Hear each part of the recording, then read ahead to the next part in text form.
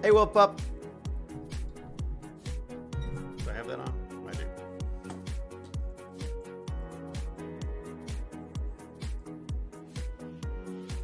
Ooh. Eva Mavere's first Tech Bandit stream. Welcome. Spiffy Jenny. There's nothing like a Spiffy Jenny. MRI, yes, the mic is working. Yes, thank you. It is. And so some music. What is that going on about? Okay, what do we got here?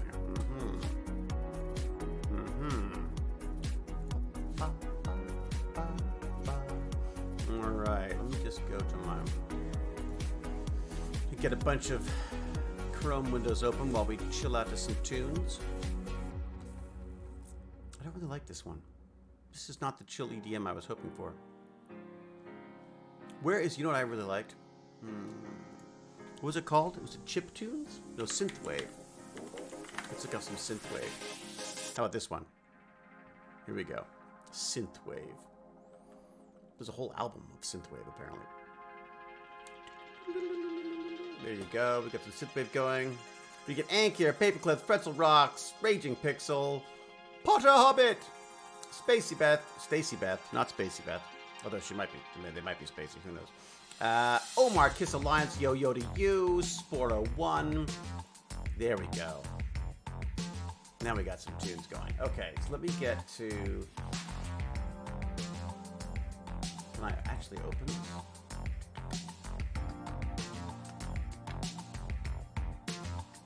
I want to find my little setup here. Go to my Twitter. Everybody know. Okay.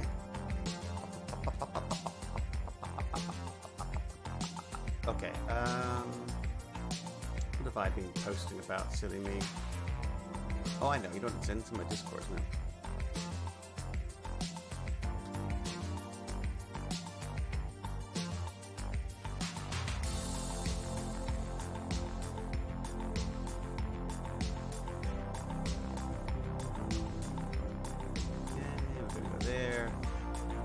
There. 2:30 rolls around so fast. I'm at 2:35 already. Baz is out walking the dog because I did not get a chance. We've been doing all sorts of meetings and things. It's been quite fun. Okay. Should we slow down on some tunes?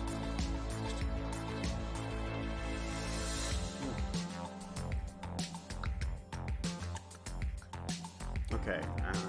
Let's go down here.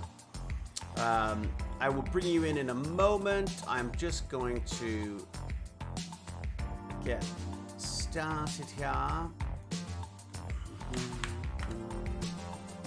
Make sure everything's looking all right. Ah, look at that big mug. Look at that. Ooh, that mustache is really showing up. Jane is so happy about that, by the way. I was like, I screwed up the beard. I was like shaving this morning. I screwed up the beard. And I was like, it's okay, Jane. I saved the mustache. She's like, oh, great. Super dandy. All right, let's get rid of that. Let's go to that.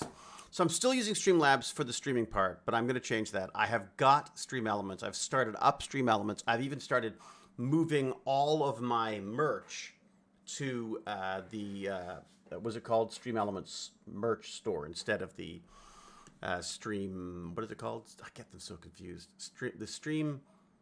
What am I using? I'm using Streamlabs. Okay, so Streamlabs apparently sucks. It doesn't suck. They apparently their business practices suck. So I've been advised to go to Stream. What's it called? What did I say? The other one. I get them confused. Stream Elements. So I'm gonna try that. Babylonia. Hello all. Slobs versus OBS. Indeed. Jacander painting. Nixie Geek.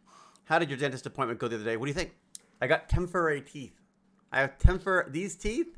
These are all fake teeth. They're not even fake teeth. They're fake temporary teeth.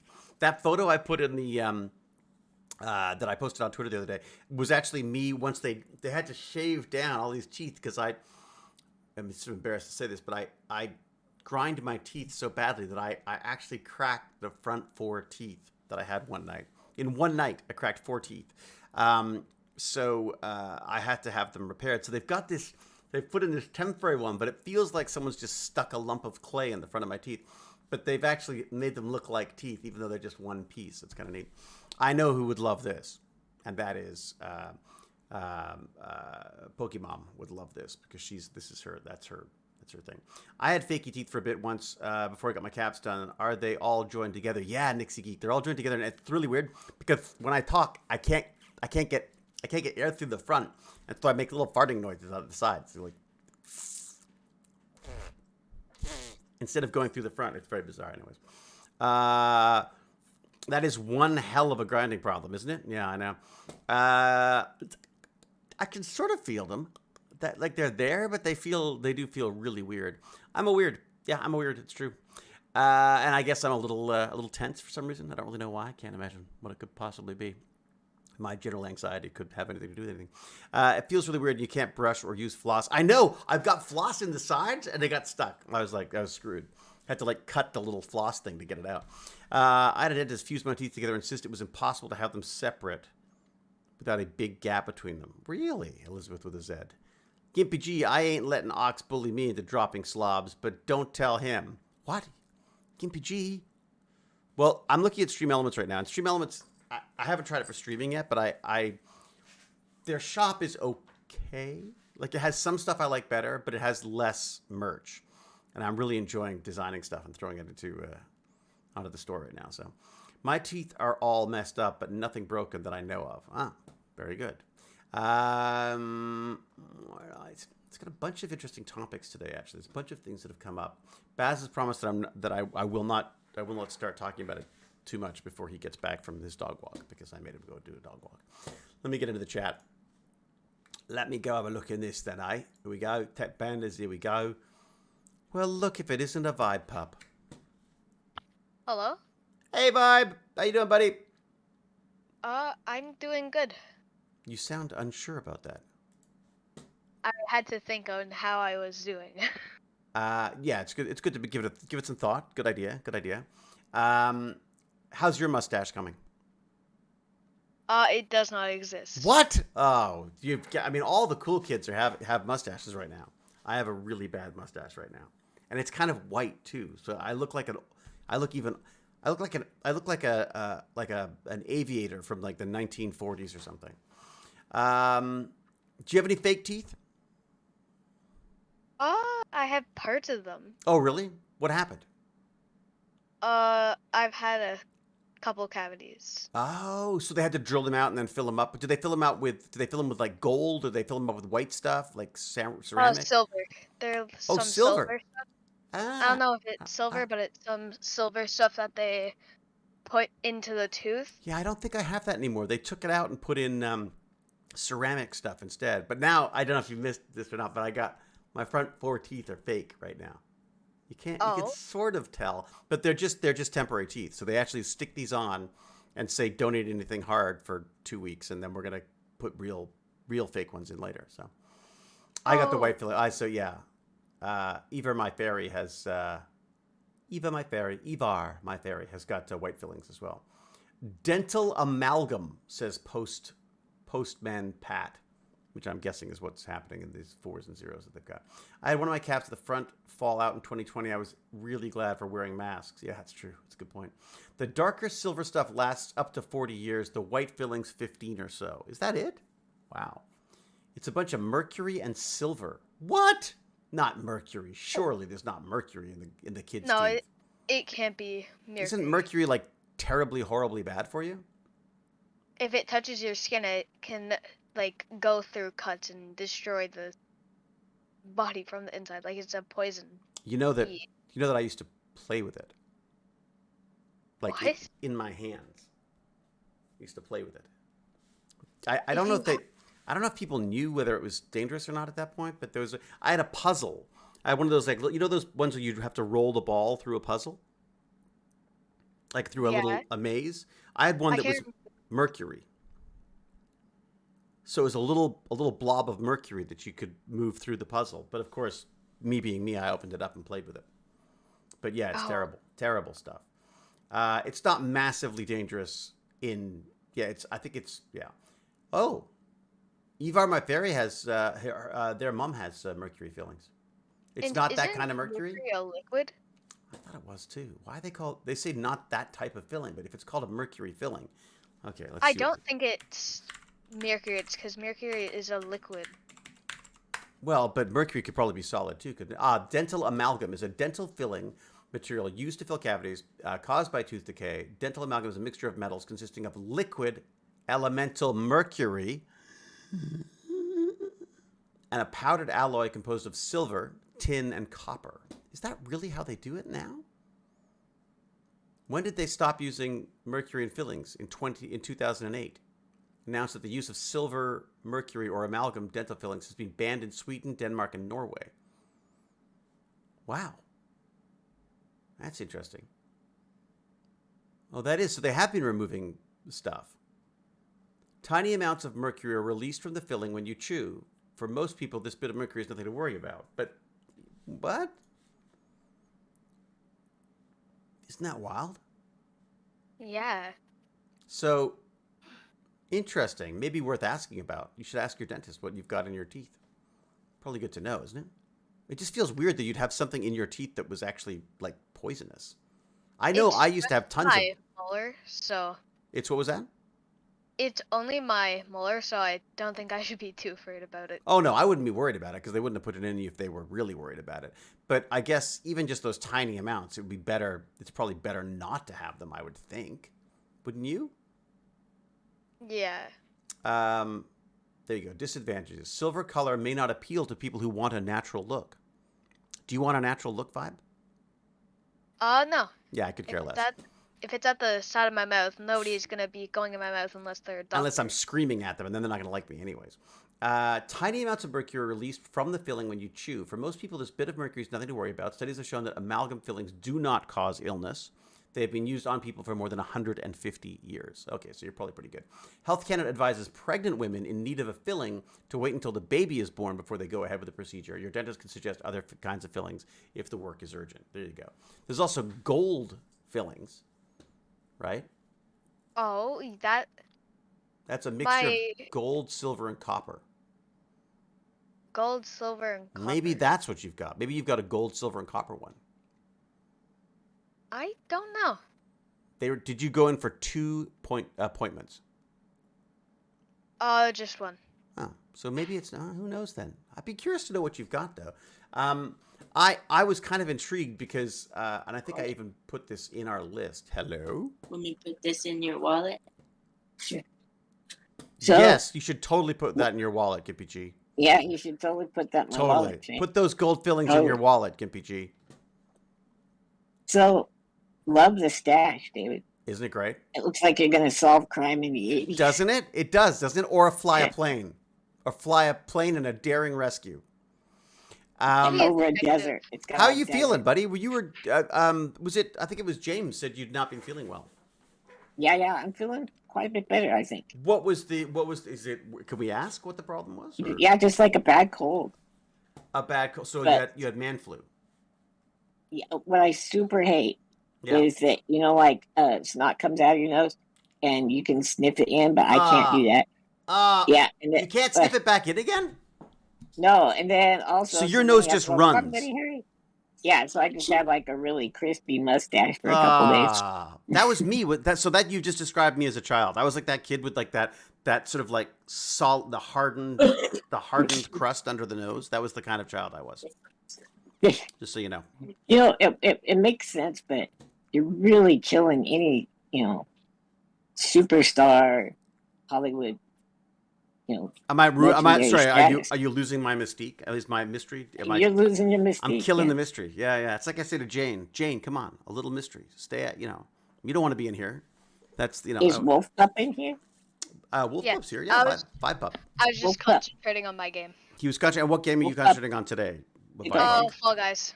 Oh, Fall Guys again. The new Fall Guys? Yeah. It's the same Fall Guys. It's made a return, and I've always loved the game, so I'm playing it again. Really? Who was I talking to who was playing Fall Guys and loved it? Someone who I was very surprised at. Oh, I know what it was. It was actually my dental hygienist. No way. Yeah, my dental hygienist was, she's very cool. She's got tattoos, and her name is Taylor, and she's not happy that I immediately said, like Taylor Swift? She said, no, not like Taylor Swift. No. I was like, look, I'm an old man, and I think Taylor Swift is fabulous. And she said, well, you're allowed to, but just don't call me that. Okay, so let me just look up here. What we got? Yes. Well, there's well. So all right. So GBG, but it's not the vid. It's not the COVID. No. We've had all kinds of tests. Hmm. Trenton had 4 because I told them about you, like not showing up Oh yeah. as positive for a while. So. I didn't show up for like almost a week, and I was like in full flu, like fairyland. I was completely messed up for many days, and it didn't test positive for a while, and then it didn't not test positive for ages. So Do I you had think we could name your mustache style Flu Manchu? what would you call it? Flu Manchu? Flu Instead Manchu. of like a Manchu. Are we We'll allowed just to call do your mustache. Is the Manchu Yeah. thing can we do that anymore? Like, I don't know. Is that a politically incorrect term now? I don't know. I don't know. Remember, we grew up with all those, like, there were all these, the villains were All these always racisms. all Yeah. these terrible racist villains that were, always from ancient, what was it called? From ancient, not ancient Asia. Orient? The Orient, that's it, from the Orient. Yes. That's right.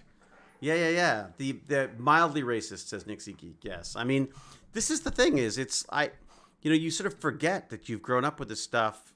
I mean, I look back at some of the stuff now and I just go like, oh my God. Like, even looking at, I remember reading Captain America. And Captain America was, boy, he did not like Japanese people or Chinese people for that matter. Yeah, they were, it was fighting the communists or fighting the Japanese or, it was all sorts of stuff there. Manchuria.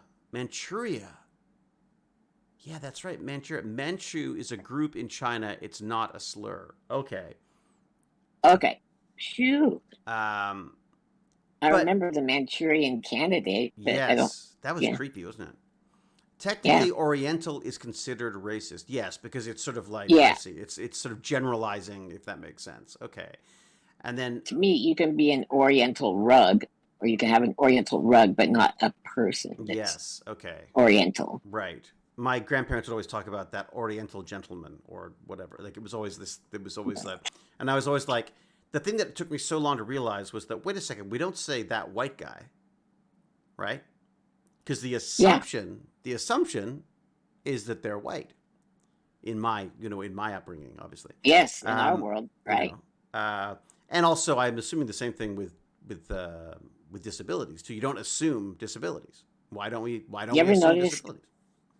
How often people say normal, like to indicate the thing they're accustomed to. Yeah, dude, I did it the other day because we were talking about. I think we were doing it on the chat, and I was trying to get my pronouns sorted out, and I was like, what does it mean if you can't say straight?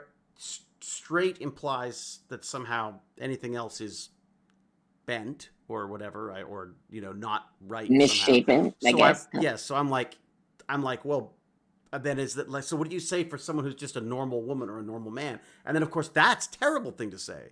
But again, this is all part of, and again, I think unless we get this stuff wrong and get called on it, I had a wonderful chat with a young lady who I'm actually her godfather, poor woman, and she corrected as me in the dong. Kind of way, or sort of, yeah. Like that whole religious thing? No, there was like a religious thing, which is I found it very humorous because I was like, I'm more like the godless father.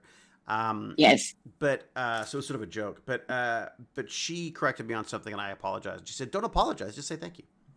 Like, you've learned something. I'm not correcting you because you're a bad person. I'm correcting you because this is she is."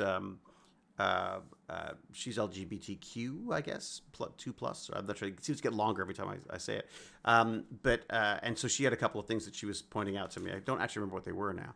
And she corrected me, and she said, she says, you don't, she goes, I almost worry about people apologizing because it's just how would you know? It's not your frame of reference. Like, you're an old straight white guy. Why would you know this stuff? Yeah.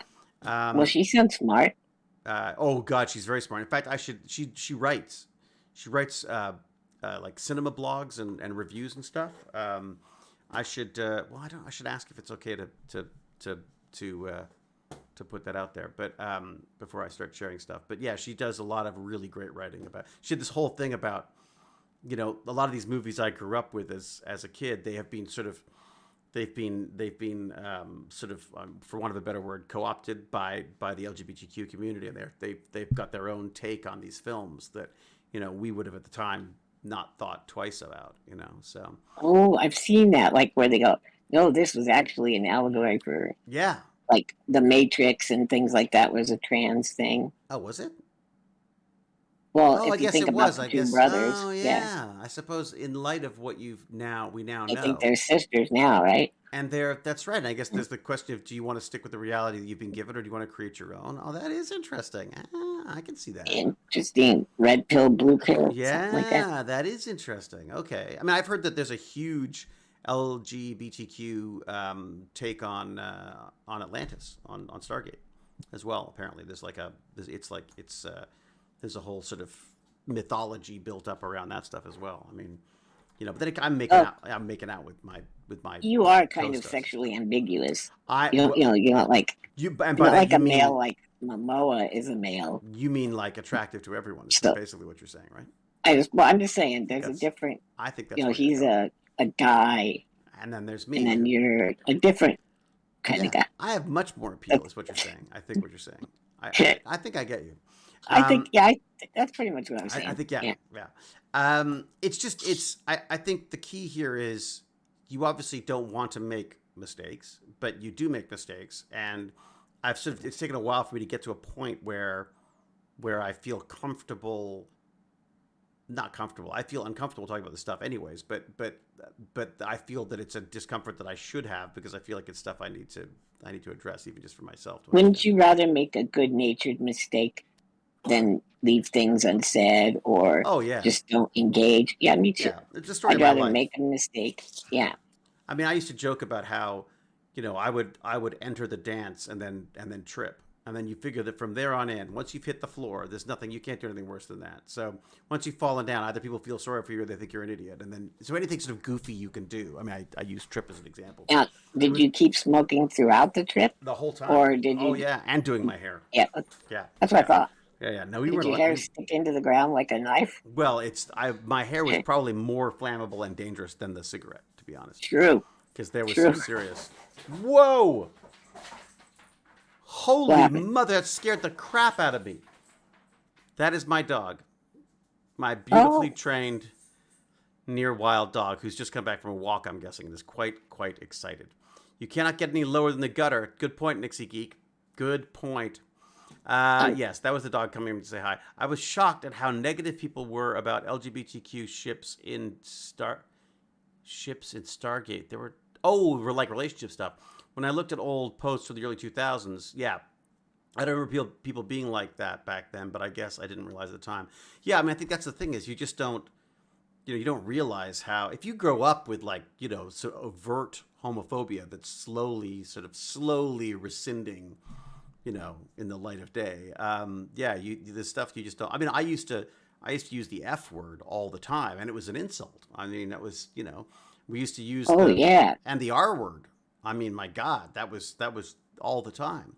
And we had no idea, because it didn't speak to our existence, to our little frame of reference, our perspective. I used to use gay to mean not as like flavorful or as robust as I would like. Really? And I literally think of it as like this chocolate milk is gay. Huh. And then they go, oh, you need more chocolate? Yep. So I'm like, what the hell? Interesting, because I've never used it that way. Mine was strictly insulting. It was terrible. But weren't you insulted that way quite often? Oh yeah, you're gay. Don't be so gay. Yeah. I mean, it was just sort of like, oh my God, like you're so gay or whatever. It was like and it was seen as this completely negative thing, and yet at the same time, it never occurred to me that it would be, pejorative. Is that the right word? Pejorative. It's a negative. I never thought of it or homophobic, and it was entirely homophobic. All the buddy movies were like, they'd hug and then go like, whoa, you know what I mean? Like, it was all this kind of ridiculous masculinity stuff. So and you watch, like, the gayest stuff happening is in the locker room, man. I'm just saying. Well, and that's, I mean, I agree with that. I mean, that's the funny thing, isn't it? But again, you sort of go like, what's the, I remember God, at one point I remember walking down Yonge Street, which is our big main street here. You know, it's where all the head shops were and the record stores and all that kind of stuff back in those Oh, days. record stores. Yeah, when they were record stores. And I remember walking down there with a couple of friends, some female, some male, and we were all big Duranis, so we had hair and all that kind of stuff. And I remember just a giant truck of kids from out of town driving down with their leather jackets and their cigarettes and their Metallica blaring and screaming at us that we were a bunch of effing Fs and all that kind of stuff. And as they drove away, one of my girlfriends turned to me and sort of said, like, wait a second. So the carload of guys who drove in from out of town together are accusing us of being, you know what I mean? Like, it was just, kind of interesting how it just for some reason was seen as, I don't know, that was somehow like a way of exerting your masculinity in some way. Do you have any of that at all now, Vipup? Do you sort of chimed in on the whole idea that the sporty guys were that the locker room was the place for that stuff? Do you come across any of this kind of stuff in school or after school stuff? Macho or anti-macho? Or have we lost you to the game? He's busy. Is he busy? I didn't realize that my microphone was up. Oh, okay. I said, yeah, but it's mainly just in, like, they're joking. But is when it? they're saying But in a mean? Is it a mean joking, or are they joking about joking type thing? joking about joking type thing. Like, it's not meant to be rude. But that's the funny thing is, because it was never meant to be, well, I guess it was meant to be rude back then, I suppose. No, it wasn't meant to be rude. It was meant to be insulting, but it wasn't meant to be, but we didn't even understand that by it being insulting, it was insulting, if that makes sense. Yeah. Like, I wonder where the room, like, what room there is to maneuver in that regard. Like, what is acceptable humor in this regard and what's not. I feel like I don't want to be terrified of saying anything, but at the same time, I also want to be respectful. I don't mind offending people to some extent because I think that, people get offended by new things all the time. But I do worry about, not being, thoughtful about what, how things are going to come across. But if you're in the locker room, that's a different place. Like, it's a whole different world.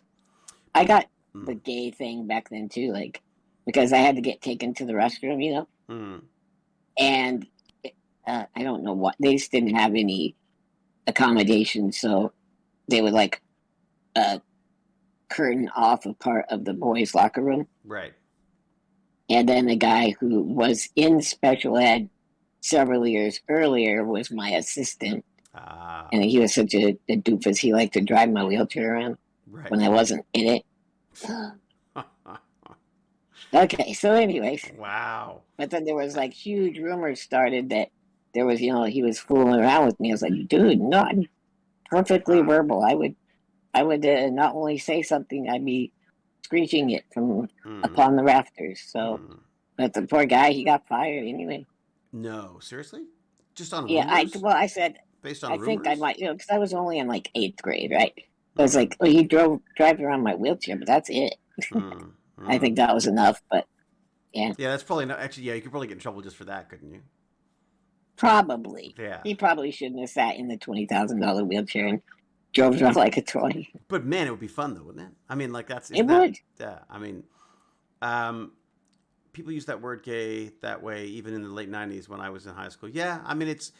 I'm surprised how long it's like hung around. Look, the other one that I still hear that I still hear is the R word. I was surprised at that. You know what I mean? I feel like that's no longer meant for insertion. I think it's just to call people stupid now. But again, think about how insulting that is, though, right? Yeah. I still say that was actually the solution to idiot and moron. And whatever else they used to call. Remember, they were specific diagnoses. If your IQ is this low, you were an idiot. And if it was below this low, you were a moron. And then they just moved to the R word to mean behind where you should be at a given age. Yes. Instead of having like developmental or learning disabilities, they would use the R word. I think whatever we move it Yeah, to, stupid and dumb. Yeah, if we they're two bad words. I mean, it's true. Really, is the reality. I mean, yeah. right, we moved to autistic, then that got taken off the list. You can't Yeah, call because people autistic. you're And then defining them by their condition, right? So you're now a person on the spectrum, right? Does that make sense? Or right, although, wouldn't right, you argue that we're right. all on the spectrum then in that case? I think so. I mean, some of us are so far on one end of the spectrum that you Hmm. can't see the normal, but that's okay. Hmm. Oh, And I mean that on anything, physicality. Like you and I are on. Well, you and I are closer on the physical. Well, never mind. Let's just go on. I'm just going to do a shout out to Cal, who I did not expect to be here because she's not been feeling well, Hell, and she's still here. even And though you, even though I'm a jerk, yeah, I know it's amazing. even though you're a jerk, We were going to talk this week, but she's sick again, so yeah. And all right, so she's saying that. So I don't know what I'm allowed to say, what I'm not allowed to say actually, but what am I allowed? Does it matter? I guess it doesn't really matter. usually you can. You know, I personally think I can use the R word, but that's okay. It's just me. so Japanese being reduced to Jap is Yeah, as being banned, but that also used to refer to Jewish American princess when we were a kid. It was also true. a terminology for that, and then pedo is banned as well. Oh, really? I guess because This I again I mean I don't know. Is that what do you think? Five pup? I mean that's I feel like I've heard Baz say that a few times. Not I've to heard people say it a lot. It's just shortening a word. Yeah, yeah. That's sort of the way I feel. And are we? I mean, I'm not sure that we're worried about offending pedophiles, are we? Is that? Yeah, I'm not. I'm not right I'm gonna now. go out on a limb Certainly. and say it's Yeah. bad. I just Yeah. want to say, Mm. in my brand, I just want to say I would offend them.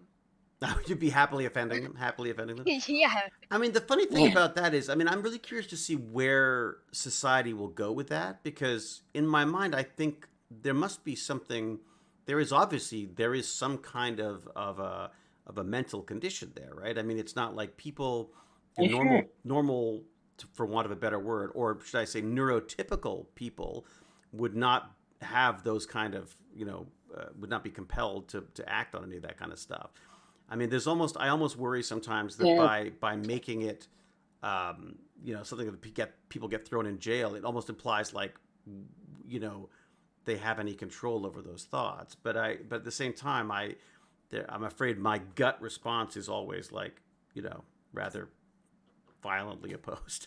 I suppose is a better word. yeah. No, there was a fellow. We're in a fairly small town, right? Mm, 15,000 people, and he was definitely developmentally challenged. Okay, mm, and mm, he was like in his mid to late 40s, and mm. he was going around and showing his hoo ha to Oh, girls, like. oh yeah, yeah, And I yeah. fought and fought and fought with the police Mm, because he did it to Christy and my little sister who was running a convenience store and all this mm, stuff. mm. I was like, listen, I know that you guys don't want to be mean to him because of his, but it's not going to help anybody if he does do something wrong. Yeah, it's a The fact that he danger. didn't mean it, it's not going to unhurt somebody. Yeah, So he needs to be, taught. He needs to be someplace yeah. You can't where this is being governed. risk Right. If you can't, the yeah. kids in that situation. That does seem. Well, and she was an adult. He was doing it to adult women and Mm, all kinds of stuff. But I like for 2 hours on the phone. It was like, and the guy knew me, mm, and so he knew I wasn't anti-disability. It was mm, just, So my point in this is, even if a pedophile is created, say, or mm, not created, let's say it's completely, but based upon chemicals, the mm. harm they can do is such that you can't really absolve them of everything. You Well, have and to remove them. that's the Yeah, thing. I guess my concern is, are you pushing them underground by? I mean, I would much rather people came forward and said, "Look, I'm having these really weird, these weird urges or whatever. I need some help," as opposed to sort of forcing them underground. I worry about that aspect of it too. And this is coming from someone who's had. I mean, I had a rather unfortunate experience as a kid with a pedophile. And How old were you? I was about 13, 14. Went on for about so over the span of about a year or something like that. And so, I mean, people talk about triggering effects and stuff like that. I don't have any triggering effects on that. I don't. It's something I did not speak about for a very long time. It's something that I do talk about a lot now, because not a lot, but I'm happy to bring it up now because I feel like I think we want to be careful not to sweep these things under the rug. To me, the evil of this of these situations with pedophiles is not so much the specific person as it is the organizations that allow this stuff to happen. See, that's what I'm thinking. Themselves. The organizations, Yeah. it would have religion behind it, right? Yeah, it was an Anglican church, Anglican priest in an Anglican church that basically sort of surrounded the, they circled the wagons and protected the guy, moved him out to another place where he could do exactly the same thing again numerous times. Awful. Yeah, and that to me, I go like that. The people who should be in jail in that situation to be other people who have willingly made that happen. You know what I mean? Yeah. But that's why I worry. That's why I worry so much about the focus on the actual individual offender, so to speak, because I feel like the real concern there is, in the same way that there's the Me Too movement, there was all these people who made it possible for people like Harvey Weinstein to rape and pillage his way through the film industry. Unless we start holding the people and institutions responsible for this stuff, it isn't going to get any better. Oh. And I think the church has become a place where people go to. I think it became a safe haven for. I mean, again, if you look at the teachings of the church, the whole idea is forgiveness and all the rest of it. I mean, blah blah. But if you then use that in conjunction with the damage being done by these very sick individuals, it definitely makes me very wary. Yeah, sorry, go ahead. They want forgiveness for their own actions, and then other things that bother them, there is no forgiveness because they're going to hell, and like being gay or. But this is what I don't understand. Yeah, no, I don't understand. Yeah. There's so many double standards there. I mean, I am now struggling very much with, I guess I apologize to people who this will offend, but I am really trigger warning. Yeah, maybe that's it. Is I struggle very much with respecting religion now. I find it very, very difficult to get excited about people who talk about their freedom to practice their religion, because I don't understand it. It's not that I don't understand it. I know where it all comes from, and to me, it comes from a place of fantasy. It comes from a place that's been made up. So I don't understand. I find it hard to respect people, and to give them the freedom and the equality that they want when they're asking to put their beliefs on other people, to bring people up in these, for want of a better word, cults. So I'm struggling with that right now, because I don't want to say like, no, you shouldn't be able to go off and pray when you need to pray. You shouldn't, why are Sundays a holiday? That kind of stuff. I sort of want to be amenable, but at the same time, I find myself struggling to find a reason why they should have that. If I make up a religion tomorrow, if I decide that I'm the second coming of whatever tomorrow, why should I be respected for that? Just because I believe that, you know what I mean? I believe I am the second. I think I'm fabulous, but as a religious, from a religious perspective, anyways. What do you think, Vibe Pup? You got any religious? You joining any churches in the near future? No. No. I went to church. It's a very big no. Oh, really? Big no from you? Yeah. If you control someone's beliefs, then you control someone's activities. Yeah, TEF42, very true. I'm from Scotland, so I totally get how the dam is. How the dam is? The what? I missed something there. There's a 3-part documentary on Sky TV at the moment about the model industry in the 90s, and it's horrendous and still going on today. Yeah, Nixie Geek, that's a great example.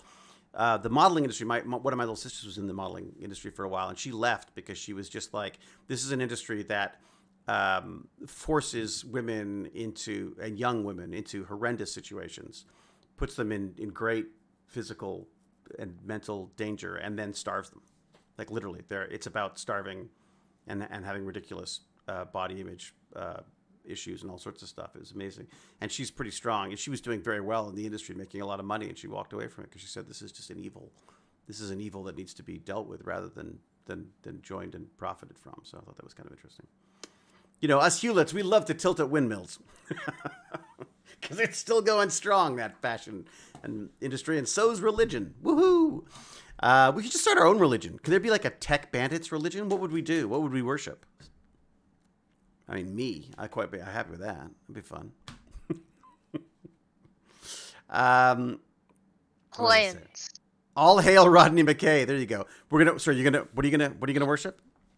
Plants. Plants. Actually, that's not a bad idea, you know, because that's where we get all of our oxygen from. That's why the only reason we're here is because of plants, right? We wouldn't have an atmosphere without plants. That's kind of interesting.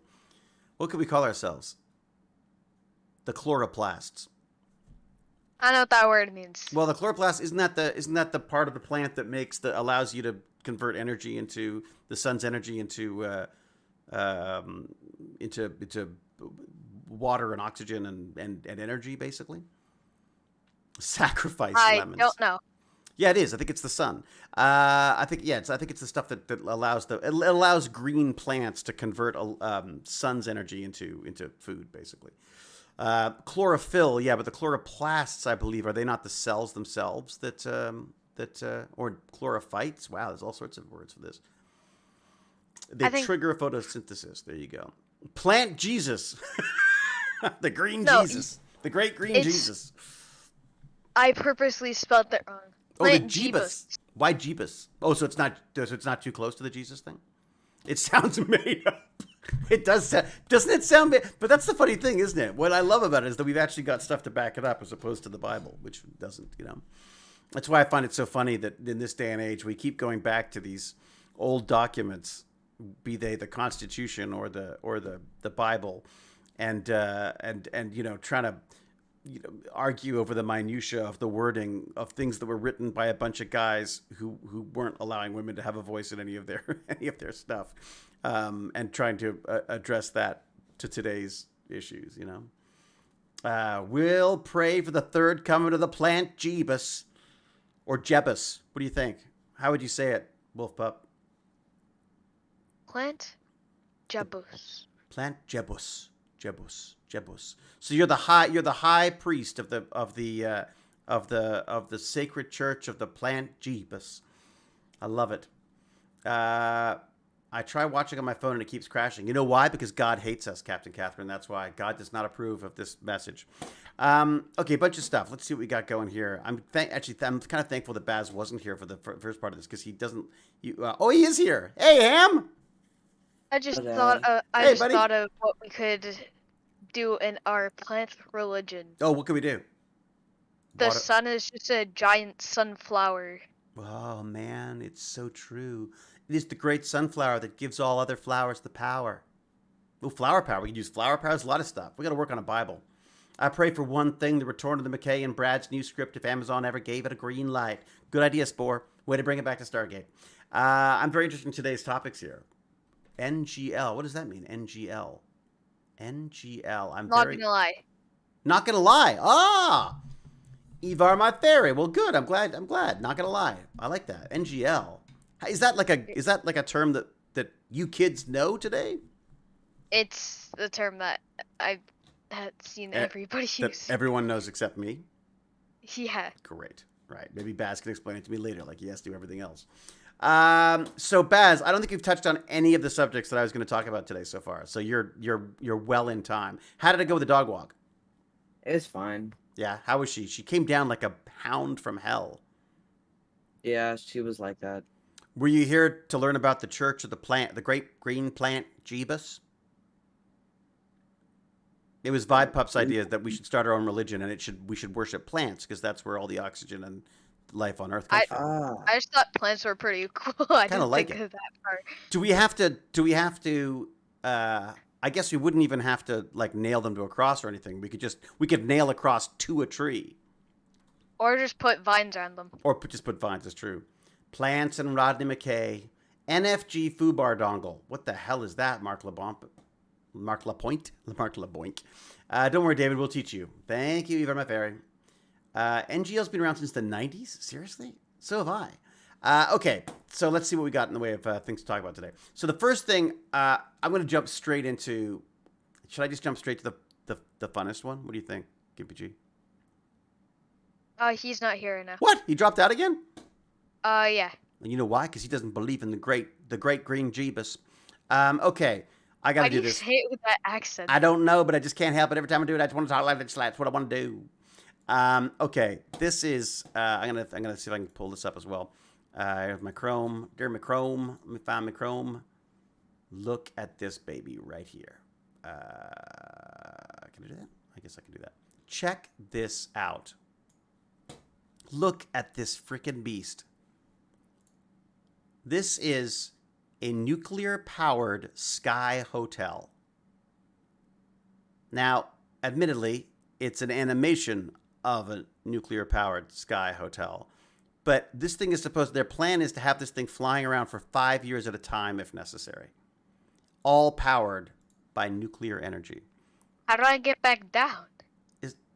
Well, you can land. It's not like you can't land. I mean, it's got wheels and stuff. It's got landing gear. It's just like a giant plane. Like a plane can fit on like the top part up here of it. Like on the very top part there is that I got like it's freaking huge. And Postman Pat seems to have seen that plane in it. It does look like a children's cartoon, doesn't it? I thought it looked like, it reminded me of Right Away. It was the Avengers Helicarrier, right? Or Helicarrier? How would you even say that? Yeah, it does look a bit like that. Doesn't it have that kind of... I almost prefer this, though, because it's got that dome. Could you imagine, like, flying around in a shopping center, which is basically what you're doing? It has, like, a... It would have, like... Say, this kind of reminds me of the episode of, I don't know what show, but where they are in this big, like, ship, and they didn't know that they're in the ship because they've lived on it so long. Really? That's what's gonna happen on this. That's kind of cool. I like that idea.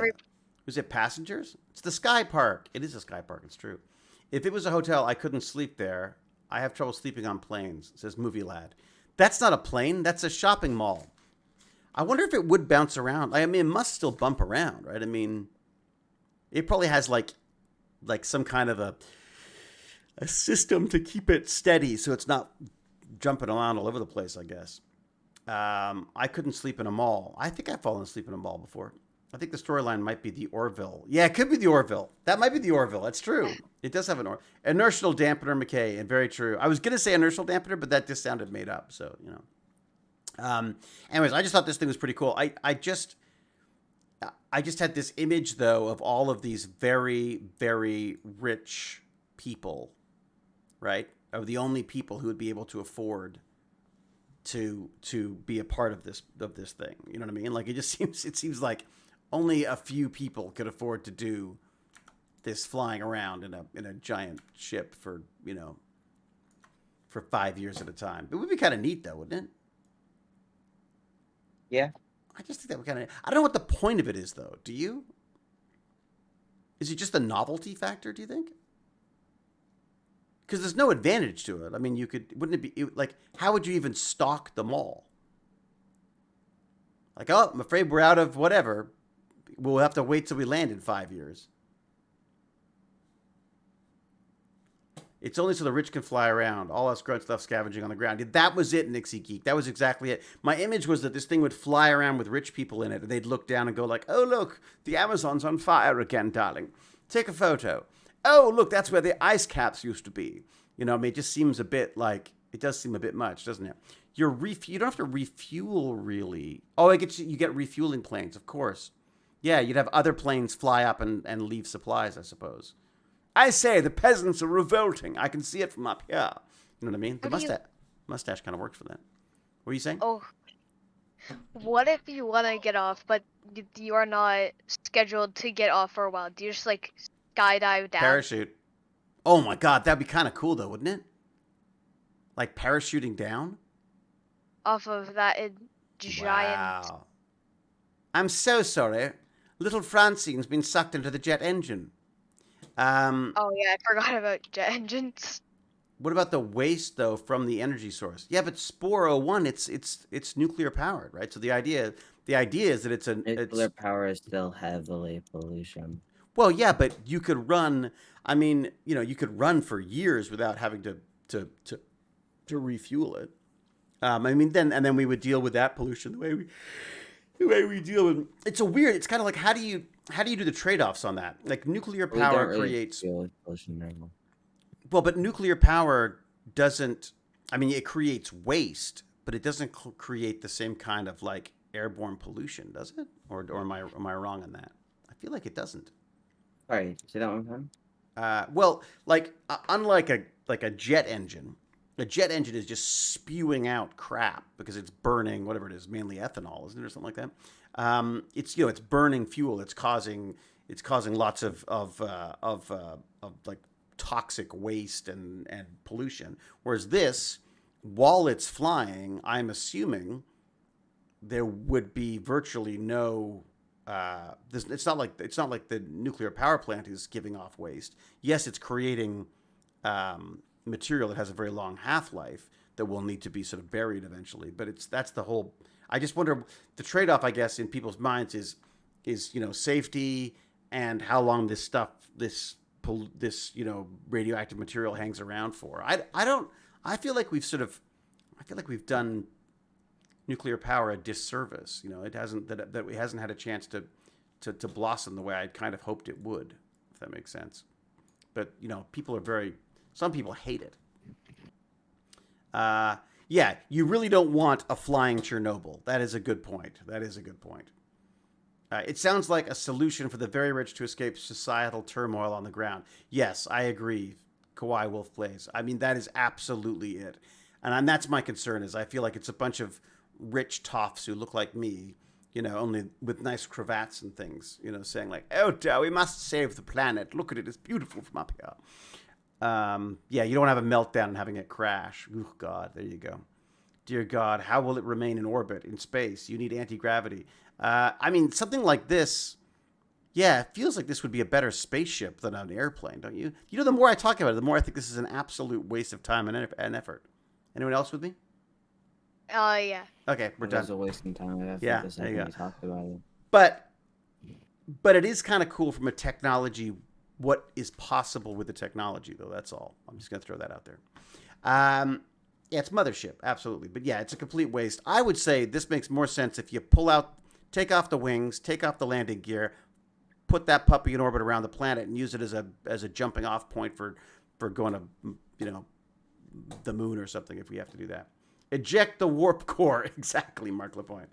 Can they cool it properly? Well, I mean, Norda Barbarian, I mean, I would think it's pretty freaking cold up there, isn't it? Couldn't they just like channel the air through it? I don't know. Anyways. All right. Wolf Pup's got memes. A pestily QQ? What is that? Wolf Pup, what is that thing even? What have you just posted? What is that? Yeah, Elysium. It is very Elysium. Zeppelin. It is a Zeppelin. What? Why don't we have more Zeppelins? I liked Zeppelins.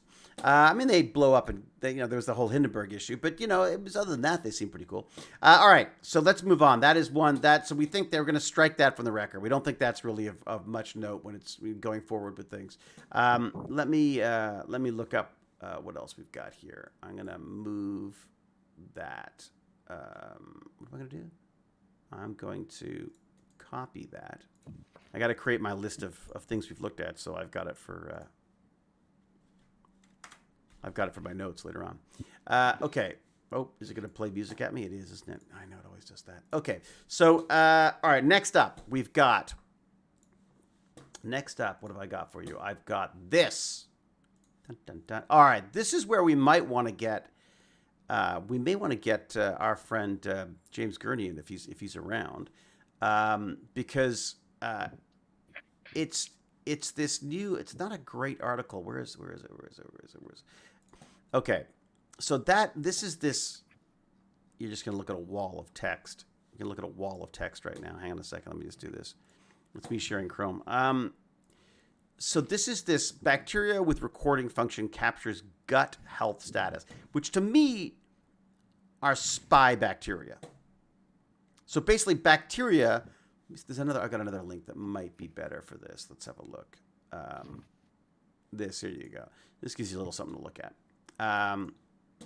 So they use this is how out of touch they are. They use the term tape recording, like just to bring it into the 1970s for the kids. They're saying, oh look, it's like a mini tape recorder. But the idea is that these organisms, these bacteria, are genetically designed to keep a record of anything they encounter when they're in the cells. So they're basically gathering a list of viruses and foods. Let me just get this again. Anything they run into, basically, the hope is that eventually anything they run into will be recorded by this CRISPR array that's being built into the bacteria, and that way you can actually have a very, very detailed rundown of everything that's happening in the body. I'm assuming you poop it out. I mean, how else would you? I guess you could stick a needle in and pull it out again. But I think does that mean we use these things, we poop it out, and then a doctor looks at them and goes like, oh, poop says you're not eating enough vitamins or whatever. You know what I mean? My brain is severely hurt right now. I have no clue what you're trying to explain. Your brain hurts? I don't know what you're trying to explain. Okay, well then I'm explaining it badly then. Okay, so I guess the idea is that they create a bacteria, right? So you know what a bacteria is. Yeah. Right. So those bacteria, that many of which live in our gut already and help us break down some of the foods and stuff that we eat. So the idea is, let's put some bacteria in there with the rest of them that will interact with everything going on in your stomach. And because bacteria can be genetically programmed to, like, they can eat stuff and then take a little sample of it, basically. So they'll consume these things that are in the body, and they'll keep a record of it in their DNA. So they know. So you could basically, you're programming it to create a list of everything that it's encountered in its travels around your gut. And then when you examine that and you break it down and you put it into the whatever it is, the microscope, whatever it is you're using to look at this. I guess it wouldn't be a microscope. It would be what are they called? Those little PCR machine things. But you can have a look at what this bacteria is made of, and what it's now made of includes everything it's interacted with. So it can literally say, oh, we're seeing too much of this or too much of that, or oh my gosh, there's a virus in there that shouldn't be in there. And all of this is being reported by examining the bacteria, instead of just saying like, oh, where does your stomach hurt? And let's try this or let's try that. They can specifically know what's happening in your stomach in real time because they've got bacteria in there that's recording what's going on in your stomach. Does that make more sense? Yeah. Because right now we're guessing, basically, right? We do blood tests. We do, I guess you could do urine samples or poop samples or, whatever else you have to do. I guess scrapings or endoscopies where they put a camera. Instead of shoving a camera down your mouth to see, or up your bum to see what's going on the insides, why not have a little pill that you take that has bacteria in it that can provide, doctors with the information they need about what's happening in your stomach? It would be kind of cool and creepy at the same time, right? I have Crohn's disease, so I'd be up for that trial. Oh, really? Oh, that's interesting. Oh, Miss Lintz is saying Crohn's disease, so I would take that. It would be interesting. Yeah, the idea is, instead of having to have all these invasive surgeries, actually, that's an interesting one. Imagine taking a pill, Wolf Pup, that told you why you weren't feeling well. Oh. Like, wouldn't that be way better than like just trying to, I don't know, my head hurts, I've got a fever, my throat hurts. Is it COVID? Is it, do I have cancer? Do I have, am I just did I drink too much last night? I mean, literally, this pill that has the bacteria in it would have the ability to tell you exactly what was happening in your stomach at the time, potentially in your whole body, I suppose. And then, so you'd have a much more accurate indication of what was going on, as opposed to trying to assess what's wrong with all of these sort of outside things, like, oh, let's try blood, let's try this, let's try that. You know, all these different ways of gathering information can all be replaced with a pill that tells you what's going on, right? Laser scanners would do better in the future, I suppose. Well, yes, Quail, but that's an interesting point. We have a lot of scanners and stuff. We'll talk about MRIs a little later because I've had 2 of them recently. But it's still getting a representation of what's happening. It's not actually sampling, you know, the chemistry that's, you know, on a chemical level, on a molecular level, what's happening, you know, unless it was a virus. I want a medical tricorder from Star Trek. Yeah, me too. If it works, it would be awesome. So many lab tests come back normal, even when something is definitely wrong with the body. That's a good point, Sci-Fi Gal. That is interesting. The bacteria idea is very cool, though, isn't it? I thought so. All right. I'm not really hitting people's imagination today that much with this stuff. I was quite intrigued by this one, I must say. I thought that was kind of a neat, though creepy. Because, oh, wait a sec. Okay. Well, riddle me this. How can we use this for evil? What about that? You could... There's always time for evil. There's always evil. Speaking of evil, here he is now, the evil genius, James R. Gurney. Thank you, sir. Hello. Can you speak to this? You thought it was pretty cool, too. Is it just us old guys who think this stuff? Is that it? It's very 1970s spy technology, isn't it? Well, it does feel a bit... Sticking that microfiche. I mean, it doesn't help when they refer to it as a tape recorder in your stomach. I'm like, that really gets the kids where it means something for them. It's like, now explain what a tape recorder is. Did you? I'm assuming you can speak. What was that, Bez? I didn't say anything. What? Oh, sorry. I thought Lance. Lance is now younger sounding than Baz. Wow, it's true. It's like I think perhaps Ham's voice has dropped yet again. He's just sounding sexier and sexier by the minute. That's the problem. Thank you, Dad. You're welcome. I love embarrassing you, buddy. So macho. Indeed. Now, James, you looked at this stuff. What do you make of it? I mean, I wasn't entirely sure. Is it genetically collecting this? Like, is it creating DNA or something, or RNA or something that's tracking? Like, what is being used to track what's going on in people's tummies with this stuff? Oh, really? Cool. So the technology relies on the CRISPR system. So a lot of people know CRISPR from the idea of genetically engineering stuff, right? That's where you think of CRISPR, you think of, we'll edit genes. There's a second part of CRISPR which doesn't get discussed as much outside of your bacterial ecology. Yeah, my side of things. Right. So the way CRISPR typically works is it takes you have a memory. It's an adaptive immune response for bacteria, and it allows a bacteria to remember when it's been infected by something in the past. The way it does this is by putting into its chromosome 20 or so base pairs worth of information of something else that came from somewhere else. So it takes foreign DNA and sticks it into its genome and uses that as like a library to say, have I seen this stretch of DNA before? If so, destroy it. That's the destruction. It's like a note to self. Wow. Note to self. Yeah. If you see this again, kill it. Interesting. And sorry, what you say that's apart from the CRISPR? Why is that apart from So CRISPR? the CRISPR system most people think of as Cas9, which is the part that goes and so there's 3 parts. There's the acquisition part, there's the spacers, and there's the destruction part, right? So the destruction part is what most people know about from CRISPR. The way we use that is we take one of these spacers, we engineer a spacer actually. We call it a guide RNA. And this is what the enzyme binds to. It uses that guide to find the RNA that it wants to destroy, or the DNA it wants to destroy. So that's it how looks you for engineer a pattern. stuff. It looks for a It pattern looks for in the specific. Yeah. Sorry, it's looking for a pattern in the DNA or the RNA.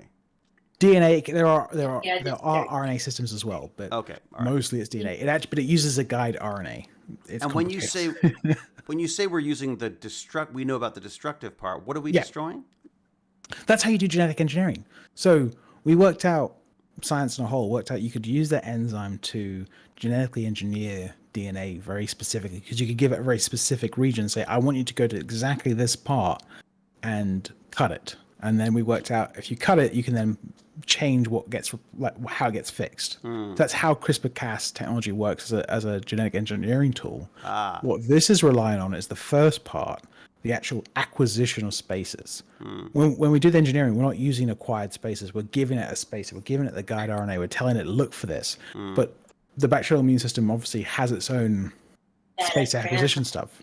So this technology is using that space acquisition to record the transcriptional activity of stuff around it. So what genes were turned on when and for how long. The other cool thing, I don't remember if we talked about in the paper, the spaces are typically laid out in a temporal pattern. So the newest spacer happened the first, the spacer to the right happened the longest ago. So you can look at it and say, this happened at this time, this happened at this time, and this happened at this time relative to each other. Because it's on like a string that you can, the further back you look, the further back you're going. The further away from Like the start. rings in a tree, kind of? Yeah, kind of, yeah. So this reminded me of something which I can talk about, but it was a funny topic. So, oh, maybe we'll see. Maybe you're outside. Kill You're David. outside. Kill David. Fine. Tell David. There was some discussion about doing some work with the army about using sequence data to identify people who've been near each other. So could you, by sequencing, tell if person A had been in the vicinity of person B if you knew person B's microbiome? Oh Wow. And that was how would you get that? You get that just by being close enough to them, or would it have to be an intimate kind of relationship, or? Yeah, they have to spend enough time in a room together, or be more than just associated randomly. Right. Yeah, a house, or maybe a training camp in a desert somewhere. That's I see where you're going with that. Yeah. So in other words, if you spent a month training to blow up American resources in a desert somewhere, you could be traced to that by some kind of genetic marker. Yeah. Wow. By what specific microbes were in your gut or potentially around you at the time. So that's the real spy then. This is so I jumped to spy just to make it sound more interesting, but the reality is this could be used for spying. So you talked about using this technology maliciously. That's the closest I've got to personally with technology. I'm like, ooh, maybe this is something I don't want to help develop. Wow. Because again, on the way I sold you there, great, fine, fantastic, right? Yeah, let's catch terrorists. And it's like, well, that's how it starts. That's how it, they always want to catch. They're always going to catch terrorists or people who are out for our children. They always use that as the fear thing. That's how they both the police and the army will always use one of those two to That's interesting. Guys, this is crazy as hell though. Okay, what's epigenetics? Isn't that the activities you partake in can actually change? You can hand them down or no? You can think of epigenetics as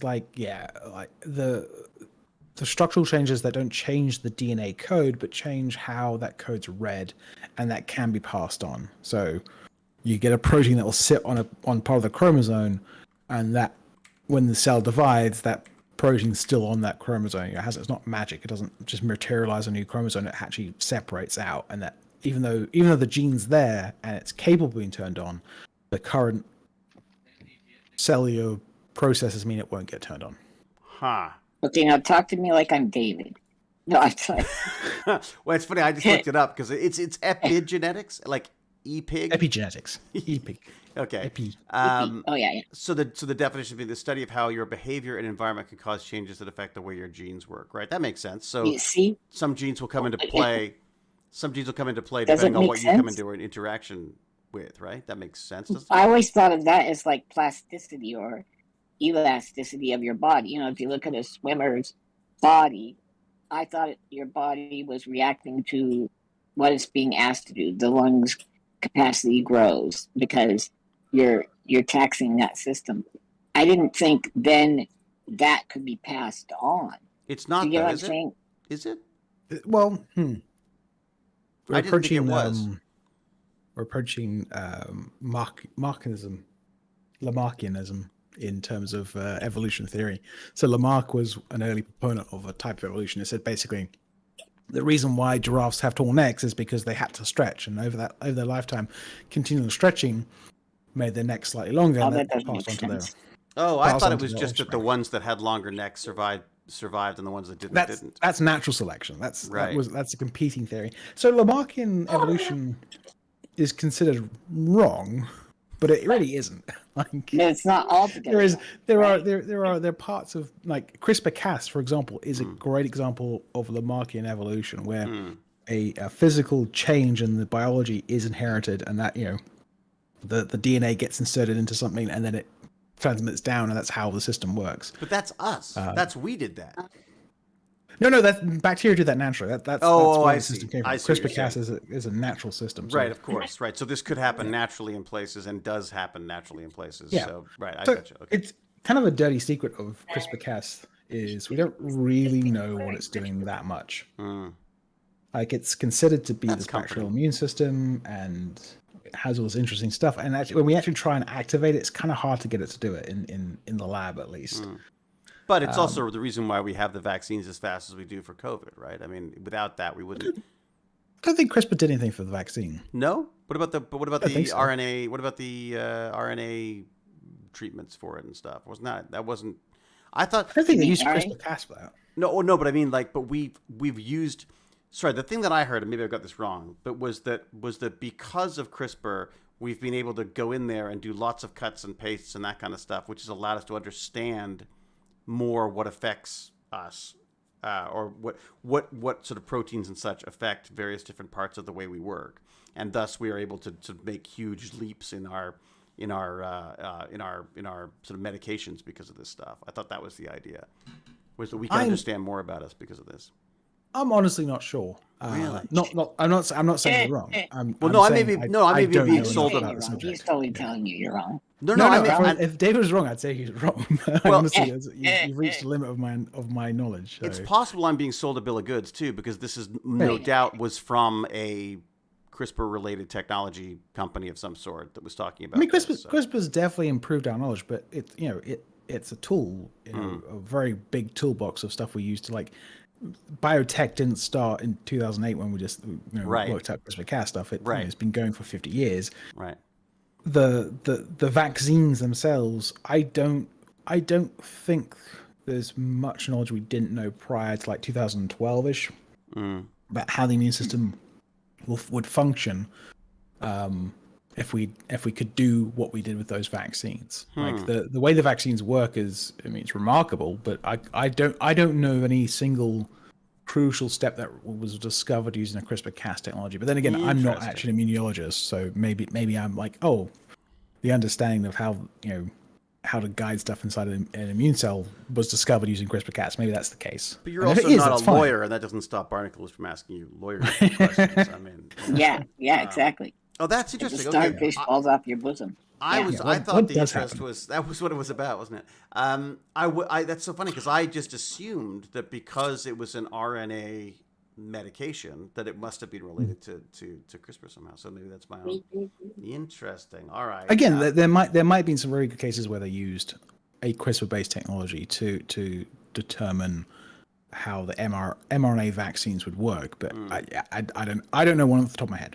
This is so funny because I realize that you talk about your subject the way I talk about film and television. I know exactly what I can and can't or shouldn't say. Like I know what in the industry I will get in trouble for saying that I shouldn't say yet, like about season 3 of C or something like that. I know what I shouldn't give away and what I should, and thus I am very careful around that subject. Whereas around the subject of CRISPR-Cas9, I can say whatever the hell I want because no one expects me to be right anyways. Whereas poor James, has to actually know that someone might rewind this at some point in his life and go, aha! Professor Gurney was wrong. There you go. Fool. I want your lab, Mr. Gurney. Yes, exactly. When do you start that, by the way? In 4-5 weeks, 6 weeks, 6 weeks. Now, but you're not. Are you? Does that mean you're moving? No, it's in the same city. It I got a is. job in the same. Yeah, I fantastic. got a job down the road in the big state university. So I'm currently in the smaller state university. Oh, I didn't So- realize. I thought. Why did I think you were somewhere else? Because Because again, that's something I can just make up whenever I want to. I had lots of interviews around the place. So Oh, so there maybe was, that would there have was been threw me off. yeah, Well, there that's was a fantastic. real chance I was in a discussion with Rochester, which is just down the road from you. Oh, then that was okay. That's what I was thinking. Okay, all right. Yeah. So, well, that's cool. I can't wait to come down and wreck the place. I mean, whenever you want, please. Oh, you know I'm doing it. As soon as I Yeah, you're can, more than as soon as I have the courage to get on a plane again, I will. I will do that. The funny thing is, you've never filmed in Atlanta, from right? Like you said before, like The only time I've been in Atlanta, weirdly enough, was when I wasn't acting. When I was doing IT, I was there for a training. That's Crazy. so weird. Yeah, I did a training Isn't course. down there. everything filmed in Georgia now? It is now, but again, a lot of the time, the actors are either you're a big star and you get flown in, or they have a lot of local people now, right? So, yeah. yeah. Well, I know a lot of people who are working on the Apple products stuff here.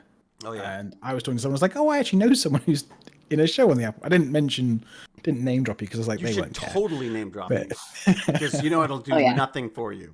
Absolutely, Absolutely nothing. nothing. you know that guy who's in Scanners too? Yeah, that's yeah, the yeah. one. The funny thing is that Jane and I watched the trailer with Baz the other day, the teaser trailer, and it was like Yeah. we had to pause it very, very quickly. We kept missing it because I'm in the background of like 2 shots.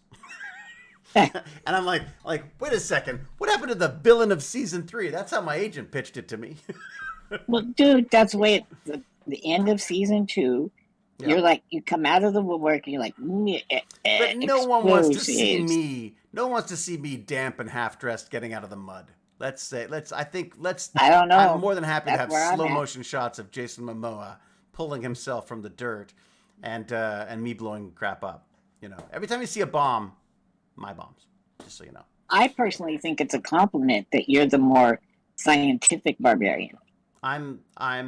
Yes, that's me, scientific barbarian. I don't think we actually go into a lot of science. I do a lot of like, isn't Well- science wonderful and how evil it can be? But there's some great speeches. Oh my god, Chopper wrote some great speeches. But yeah. See, now I'm in my territory and I'm nervous. I'm like sound like James Now Kennedy. he's nervous, yeah. I can neither confirm or deny that. Let's just say, yeah, whatever. So James, so these bacteria could be used for spying. Mm-hmm. They any other could they I keep thinking of that recent Bond movie where it's like, oh, it only affects exactly who we've marked it for. Like, could you have a bacteria that only reacts negatively to a specific gut? So yes and no, right? So there's I don't know if you've ever read any of Dan Brown's excellent books. Yeah. Which one? Is it Inferno? Yeah, no, wait. Oh no, I haven't read that one. Inferno. Okay. So all right. yeah, Inferno's the Tom Hanks character running around trying to solve a biological terrorism. Oh, I event. didn't know that. Was it really? And I thought it was still. I thought it was another one of his, stupid religious ones. Da Vinci Well, it- Code things, yeah. It's the same character in Da Vinci Code, but it's bioterrorism. Now he's an expert in bioterrorism. What? It's like 10 years old. I would totally watch that. I didn't know that. That I haven't reminds me seen the of, movie. I've just read the book. I have, yeah. well, one of I my like that. favorite books of a couple of years ago was one called I Am Pilgrim, which is exactly the same. It tracks a biological, it tracks a terrorist who is working to basically destroy humanity, and the guy who's hunting him, and it sort of treats them both in this kind of wonderful, first person way, and it's and it goes into a lot of detail that made me very nervous about what's possible. I think you mentioned that before. It's on my wish list somewhere. Oh, I Am Pilgrim. It's Terry something, isn't it? you could almost read it in a night. Like Yeah.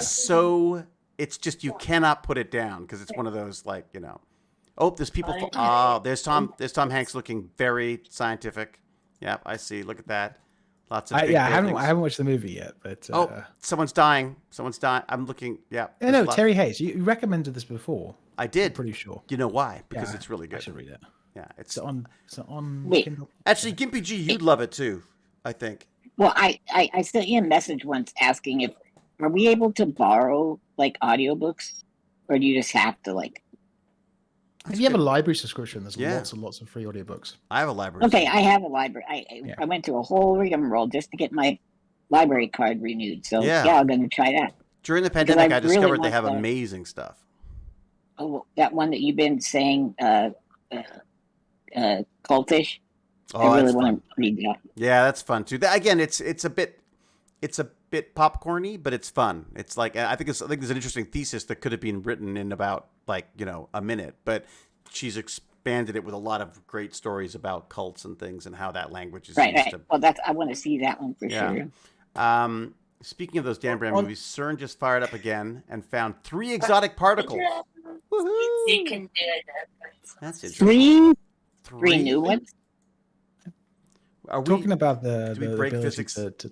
to target people with genetic mm. engineering.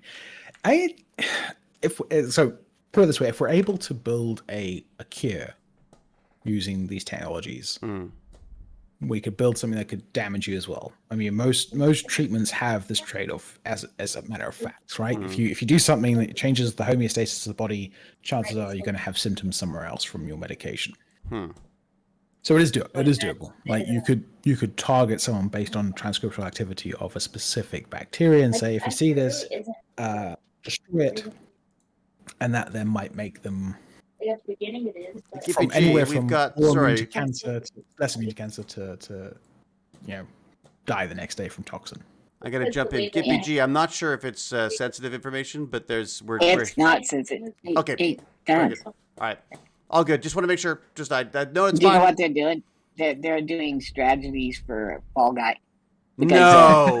Oh my Drive God, that's so fun. It sounded so Yeah. serious. I was like, I hope it's nothing, I hope we're not, stepping on any toes or anything. They're like, I need to turn my Everybody's headphones up. playing. I need to learn the strategies. Quick, learn Well, learn the they're- strategies. they're That's it. building strategies about like which direction to go on these different ones and how to. That's too I funny. don't know. So they're playing Fall Guy as well? Yes, Why is it back? Let me guess, there's a TikTok about it or something. It's free. but no. There's the reason we're playing it. It's got a new season, Hmm. and if you play 100 games of Fall Guy, you get something in Fortnite. Yeah, you get I addicted. don't know what it is. Okay. It's also Right. free. So that's why. Sign, And it's free. sign me up. All right, okay, fine. Fall Guy. I just get Wait, sick. James, don't leave until I have a science question. So What? before you have to go, make sure you tell me. Is it called Ultimate Knockout? Yeah, Fall Oh. Guys Ultimate Knockout. Okay, great. All right, Hello. I believe you're joined by a Is noodle. that Raccoon Hi. Noodles? Yeah. Raccoon Noodles, you were just in Noodles. time for me to ask about how, having just spoken to James R. Gurney about this. So basically, we've discovered that you could say that if someone had gone to a camp in a desert somewhere, you could then say anybody who goes to that camp you could give something to a whole bunch of people, and only the people who were at the camp in the desert would die of whatever you've given them, because Maybe. the bacteria has spied on you and then tagged you basically for deletion. Is that fair to say? No. Ah, come on, that would be Let's so wheel good. that back a little bit. Let's I mean, reel What, it- what he has is a lot. But you're saying if you could identify people by Yes. their gut bacteria, could you not then create something that uses that identification to trigger something horrible? you'd have James, to further, couldn't you get that bacteria to slap their mama? What? you'd have to have access to that person, right? And Oh. this is one of those points where it becomes kind Science of weirdly fiction. redundant.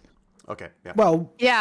like let's say you have the person in custody, you do all the tests and say, okay, they've been associated with these other people. Mm. We're gonna kill them by Just give him some Slowly- arsenic or something. It sounds easier Yeah. just to kill them. Yeah, I Yeah. see. Yeah, just No, like but I the guess lemon. prison them. If I- we're talking about like a slightly more moral situation where Dad was thinking of like James Bond, where there's like in the new James Bond movie, there's like a thing that like only kills certain DNA. Right. Yeah. Which they I'm pretty immediately sure it's turn what into Dad something was that kills everybody. imagining. Which yeah. No, they didn't. That's not the. I haven't seen the film, so I'm his father, so I'm always wrong. My bad. Okay, well, you haven't seen the latest James Bond? I haven't seen most James Bond Dude, films you since are James Pierce Bond. Brosnan. You have to watch these movies. Dude, that's why he doesn't like it. He's like, ho hum. Hey, You're like ripped the- off my life. You're like the Daniel Been Craig there, of done that. Tech Bandits. I think I'm Um, more, yeah.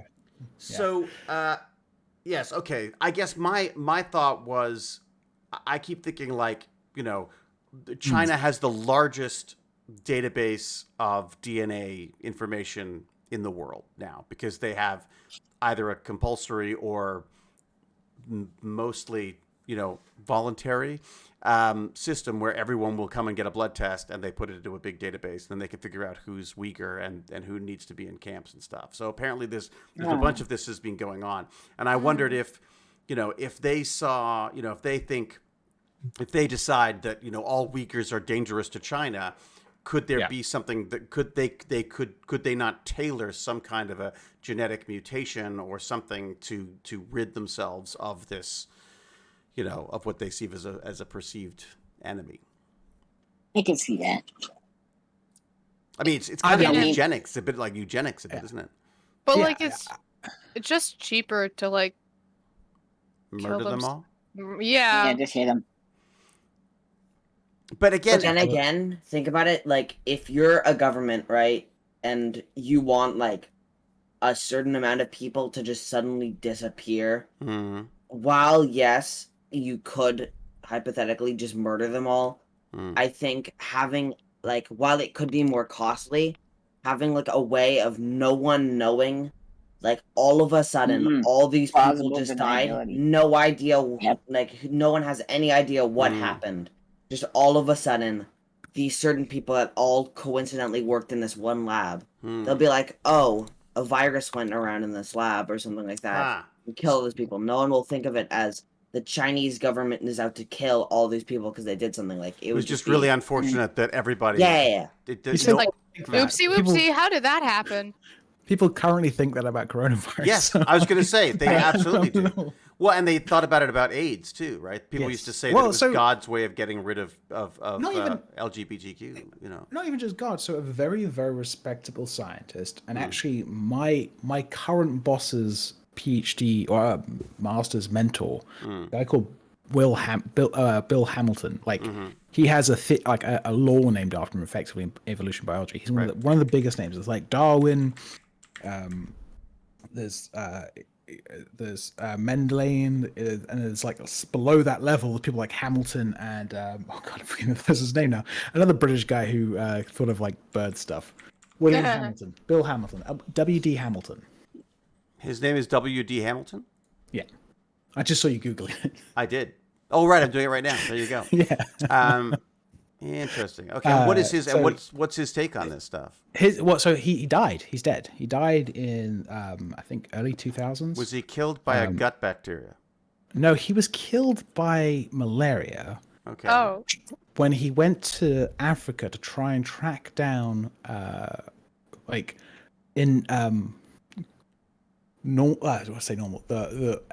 HIV virus inside wild populations in Africa. Okay. Because he was trying to show creatures. He was trying to show like as I think it was something like the polio virus vaccine mutated with something that was naturally occurring to make it jump from animals into humans.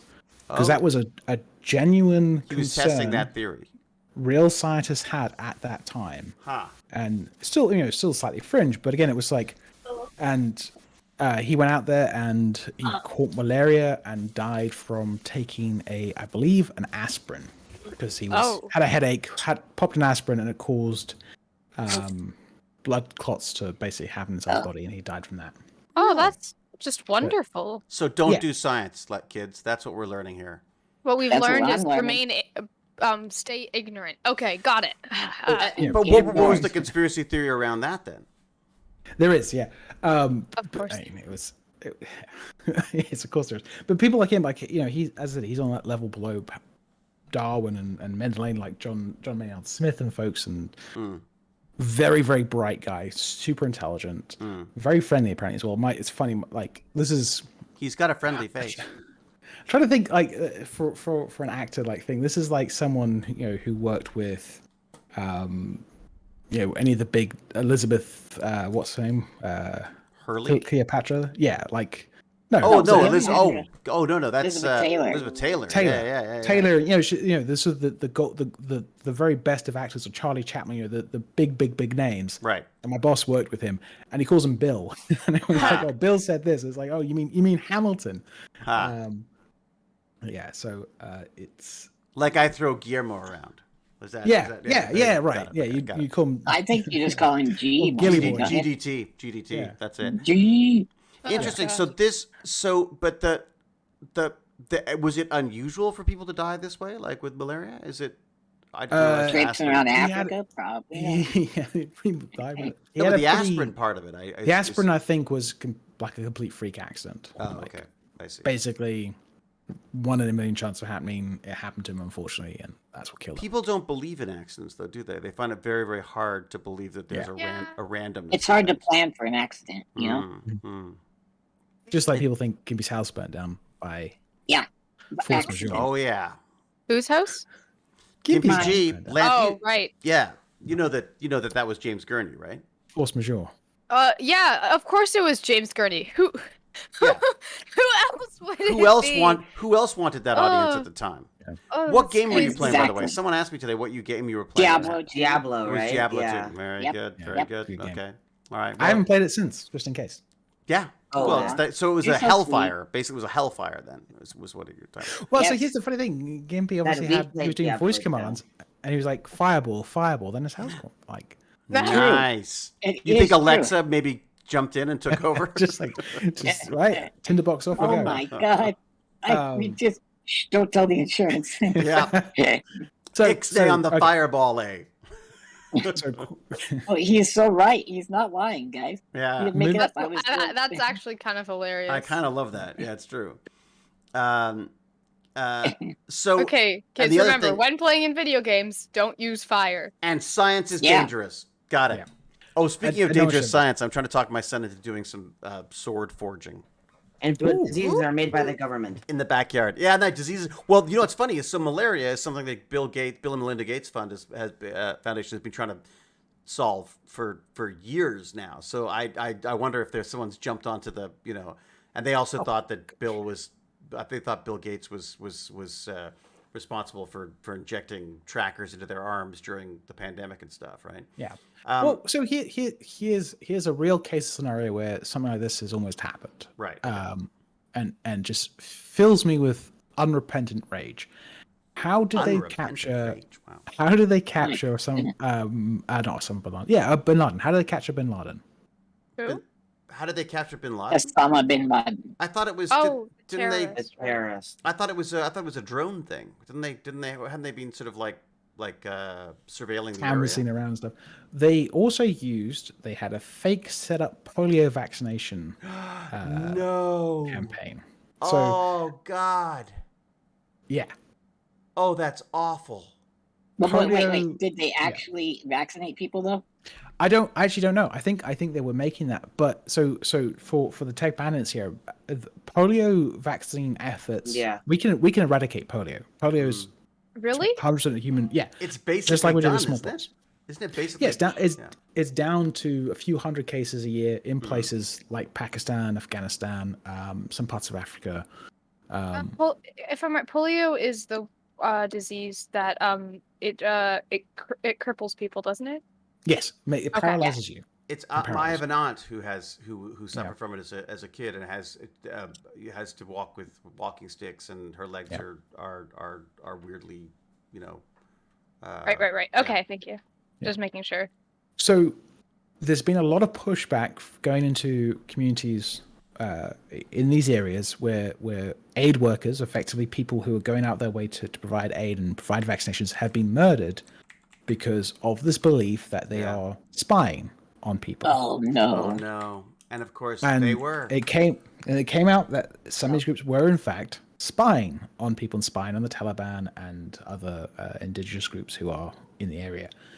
And they It's just one of those confirmed it's just They- one of these very, very short-sighted things where polio is a disease that has the potential to kill millions and millions of people, and we are targeting a single human being who, has done atrocious things. Yes, horrible, atrocious things, but on from a And who completely we rational funded. point of view, who we funded. Yes. Yeah. Well, this is. I don't know if the TechBandits know this. Did you ever watch? Have you ever seen the second? Is it second Rambo? Rambo 2? Is it? It's hard to tell after the think first. The brave new Fuji. Yeah. Where the Whatever, good yeah. guys are the Americans and the Taliban against Russia. Right. Was that it? Rambo: First Blood Part 2? Maybe. How weird is that? Yeah, Yeah. he was. Yeah, we were like we literally paid and weaponized him and his followers basically because we didn't like Russia.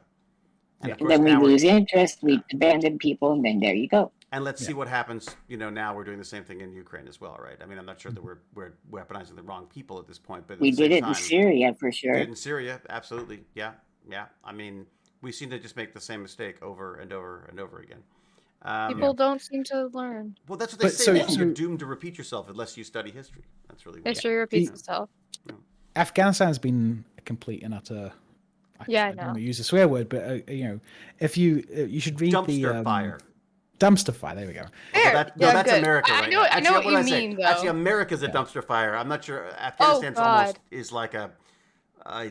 Yeah. I mean, Again, I don't want to talk. I don't want to talk negatively about a whole culture and the city and country, but Yeah. I just remember reading the Sherlock Holmes books, and obviously James Watson in that book.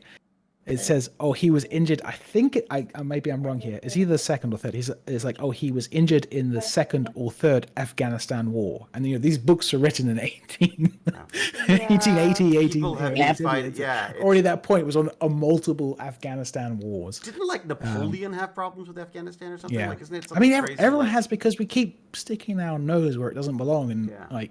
Yeah, I did in like grade 4. I did some kind of I You know. fought them? No, You fought in grade 6. Afghanistan, Grade grade 6 4? actually. Grade 6. We did I don't think our school would ever talk about something like that. not grade 4. Sorry, I was thinking of. For some reason, I got grade 4 and 6 mixed up. Don't ask how that happened. I don't know. But I did a project on like a slideshow presentation on like Afghanistan, and I From what can't angle? say. Like It what was were you- mostly just talking about the. I don't think it was. I don't know how good it is. It's probably very bad, considering us in grade 6. Probably not the best, but I think it was. It wasn't like from any angle in particular. It was mostly just talking about the different wars that had happened, because the whole project was like we did hurricanes, we did. Hurricanes in Afghanistan. No, not in Afghanistan. Wow. There was we chose war as our thing. Like it was something about stuff that affects humans. I forget. But yeah, I think I just wrote about the different wars. I don't know if I had any particular stance. I can't remember. It's hard to. I mean, I think it's a very, very difficult place to fight a war, given the ruggedness of the nature and the way how dug in the people are as well, right? I mean, it's. Did you watch Dune, David? I did. The new Dune? Yeah. I think the Fremen are based off of Afghanis. I think. Really? I believe so. It's there's actually some amazing films, amazing war films about Afghanistan. There's a couple I can't think of the names right now, but there was a couple of ones like there was one about one little outpost. I can't remember what it was called now. It was like an outpost in Afghanistan that gets cut off, and they having to sort of take on this entire mountainside of people and not knowing who the enemy is. And I mean, God, war is just freaking disaster, anyways. But but I mean, it's so funny that we're concerned about the treatment of women in Afghanistan right now, given the state of things in America right now. I find it amusing that we're so worried about. Good documentary I'd recommend is, I think it's called Bitter Lake. Bitter Lake. It's a very famous English documentary maker. But it's Lord Viscosi. Adam Curtis. It's a documentary. Adam Curtis. British Adam Curtis. filmmaker. Adam. It is Adam Curtis. Yeah. Yeah. There you go. Okay, so it's on my list. I'm trying to open up a tab every time someone brings up something that's worth talking about. I throw it in the tab. It's sort of Bitter Lake isn't just about Afghanistan. It's about wider geopolitical things in the area as well, but it sort of focuses on Afghanistan, if I remember correctly. There was a fantastic, if incredibly disturbing documentary that we saw about Ukraine called like Fire in the Winter or something. which is definitely worth seeing, but is absolutely shocking. You are watching people getting killed. I mean, it's unflinching, and this was the Ukrainians killing each other. Yeah. Like they were fighting each other in this situation. I was like, if I was Putin, I would have wished I'd watched this before, because the lengths to which they went to protect their beliefs and their there's cities one was documentary about the extraordinary. problems in Ukraine would have totally stopped Putin invading it. What was that? I'm just teasing you for like. Well, no, I don't think it would have stopped it. But again, given you'd up. think that people would like look at the history and go like, look at this. This is not a group of people who wants to be a part of a greater Russia. You know what I mean? Like, why would you think that they were gonna just like that they were gonna wave I flags? don't think and he welcome thinks you? they wanted to. He just No. wanted the ports and the resources. But do you think he Right? wanted? Yes, but do you? I mean, he does seem surprised by the fact that he's had to fight as much as he's had to. I mean, I feel like I he would don't have think said he knew how to. much No, grit. but I wouldn't say he's surprised that like they didn't like surrender easily. I think he knew that they wouldn't surrender, but I'm pretty sure he's surprised on how much of a fight they're putting up. Not that I they're see. not okay with being part of Russia. It's If you called Winter on understand. Fire.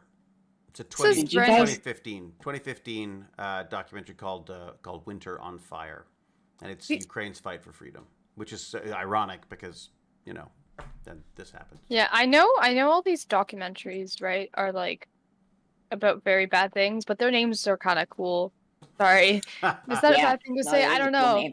They're really good at naming things. Well, but that's the point, right? Is that you ought to market this stuff. If you say it's the horrible, disgusting, it's to horrific, catch attention of everyone people. dies story about Ukraine, there's not going to be a lot of takers. But if you almost want to make, and there's also there's a poetry to this stuff too, in that I feel like there's a, you're trying to make a message, you're trying to affect people. So how you name these things is going to make a difference, I think, for sure.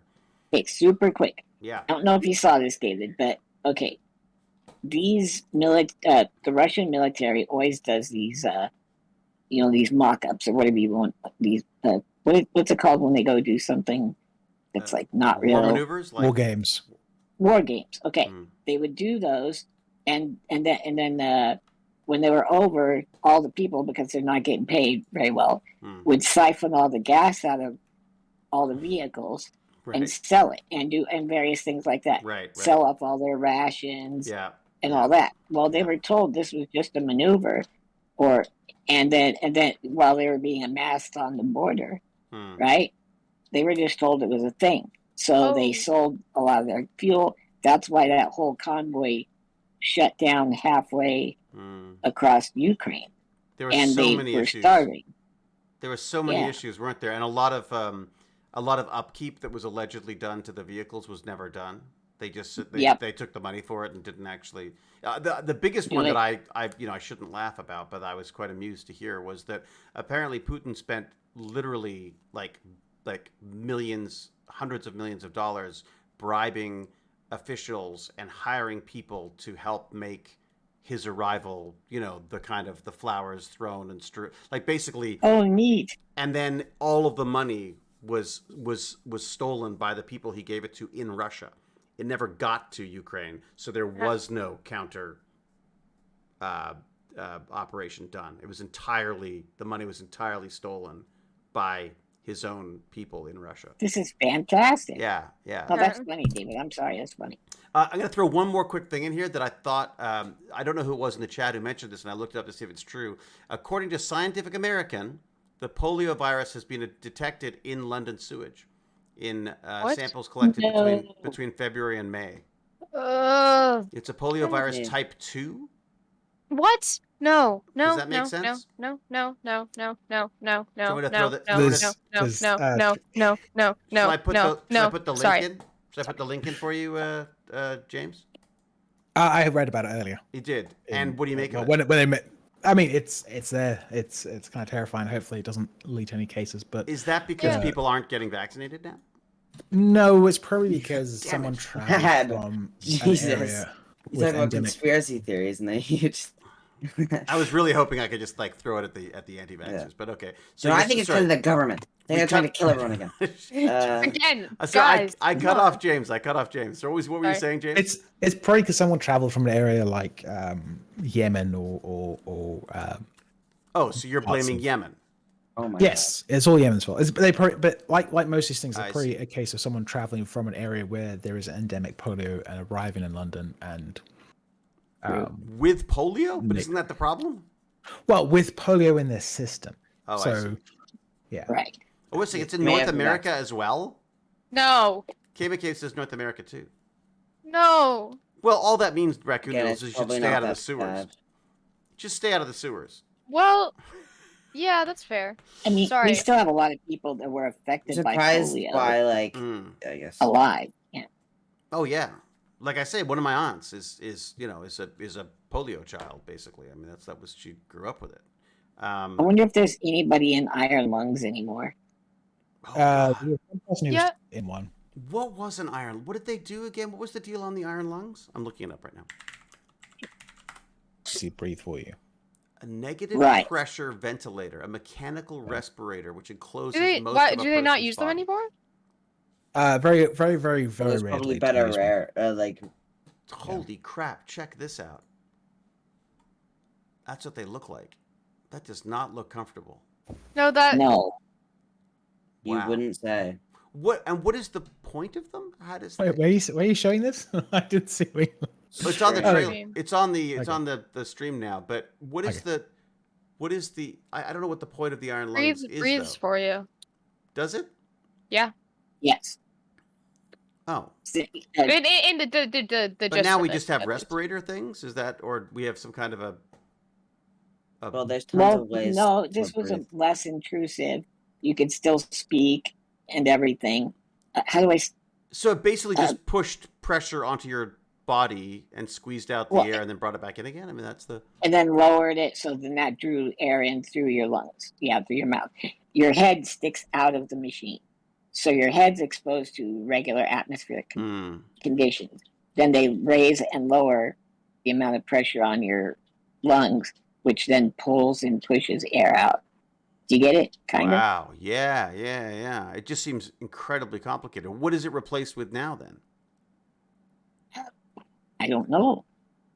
I've seen quadriplegics on ventilators. I don't know why it specifically was used so often With polio. for polio patients. So Yeah.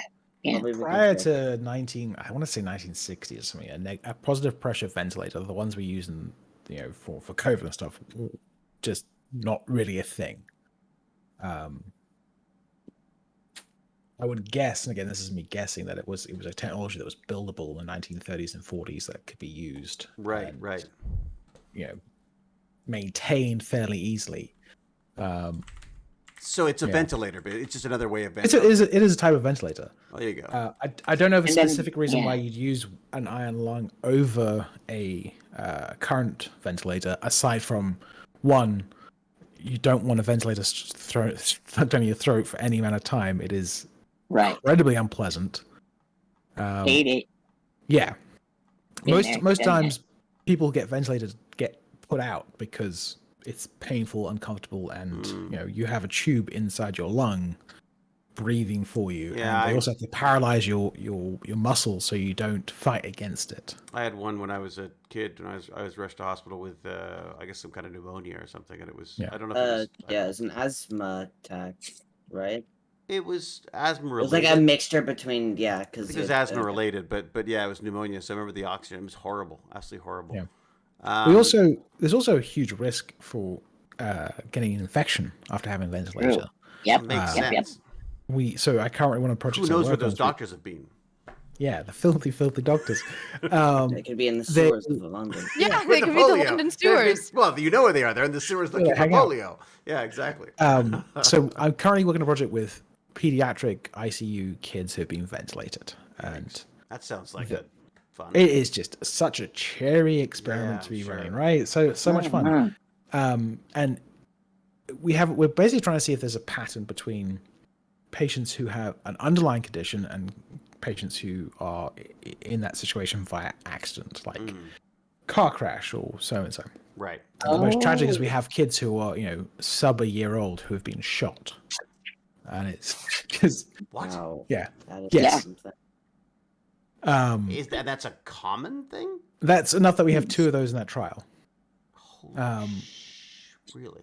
which is just nuts, right? Horrible. Humans are just the worst. Yeah. But we commonly see multiple different bacterial infections initiated in these children because they've been ventilated. Huh. They weren't sick when they arrived. They got sick because of the treatment. Right. So it's an iron lung doesn't do that to you. You're not shoving something down your throat. Oh, that is interesting. And of course, if you're dealing with a lot, especially young kids with polio, that would be much. I also just think it was easy to build, like the whole thing we had. It's The positive a regulators big for time. mechanism. Yeah. It's a big tube that you just have to apply pressure on and off, and whereas the current ventilators have to have a whole bunch of feedback to make sure they don't pulp your lungs. Right. Yeah. Right. I had heard that if the kid was raised in one of those, their body could no longer tolerate full pressure of atmosphere. So they have once they superpowers had like Superman? no, like anti-superpowers, like Damn it. Bizarro Yeah. Superman. Okay, got it. So like, Don't if know they- how much pressure was on there, but I would call BS on that. Ooh. Just- Whoa. could be. I just Because like you how got much? used to it or something. How much? If you live at 10,000 feet compared to living at sea level, what's the difference in air pressure on you? Like, Well, let's hey David, look it up. Let's see Yep. how many atmospheres of pressure are on you inside of an iron lung. Okay. Because I hadn't really scrutinized it that hard. How much I pressure? know that when I went to New York, on- I could breathe so much easier than here, Okay. and I'm at pressure, like 5,000 feet. New York, you could breathe easier? pressure in an Yeah, iron because- lung. That's Is pretty more- crazy. that's probably more Yeah. to do with the oxygen, not the pressure. No, yeah, but I'm saying just New York Same is a thing. very. Oh, I it's filthy. find it. Yeah. So I'm saying you must Yeah. have pretty horrible conditions there. If New York is like a No, gasp it of felt like fresh air. could it have been humidity as well? It's very Well, dry and very It's high. more. It's more about it is actually pressure. It's about the available oxygen because you're like 5,000 feet yeah. high. The, Okay, the, so- the available oxygen is probably like 90 to 95% compared to if you're at sea level, where it's theoretically 100%. This Gotcha. says, I don't know if this is of any use to us, but I said it. I said it's about not about pressure, but it kind of is about pressure because it's the pressure of the system that you're dealing with, even though it's not. It's not the atmosphere pressure; it's the availability of that oxygen in that system. So it's Gotcha. This says that unlike the modern respirators that use positive pressure, which is greater Yeah. than 1 atmosphere, that force air into the lungs, the iron lung was a negative pressure ventilator. So the machine surrounded the person and the sealed cavity's pressure was reduced to induce inhalation by the patient, and the pressure was increased to 1 atmosphere.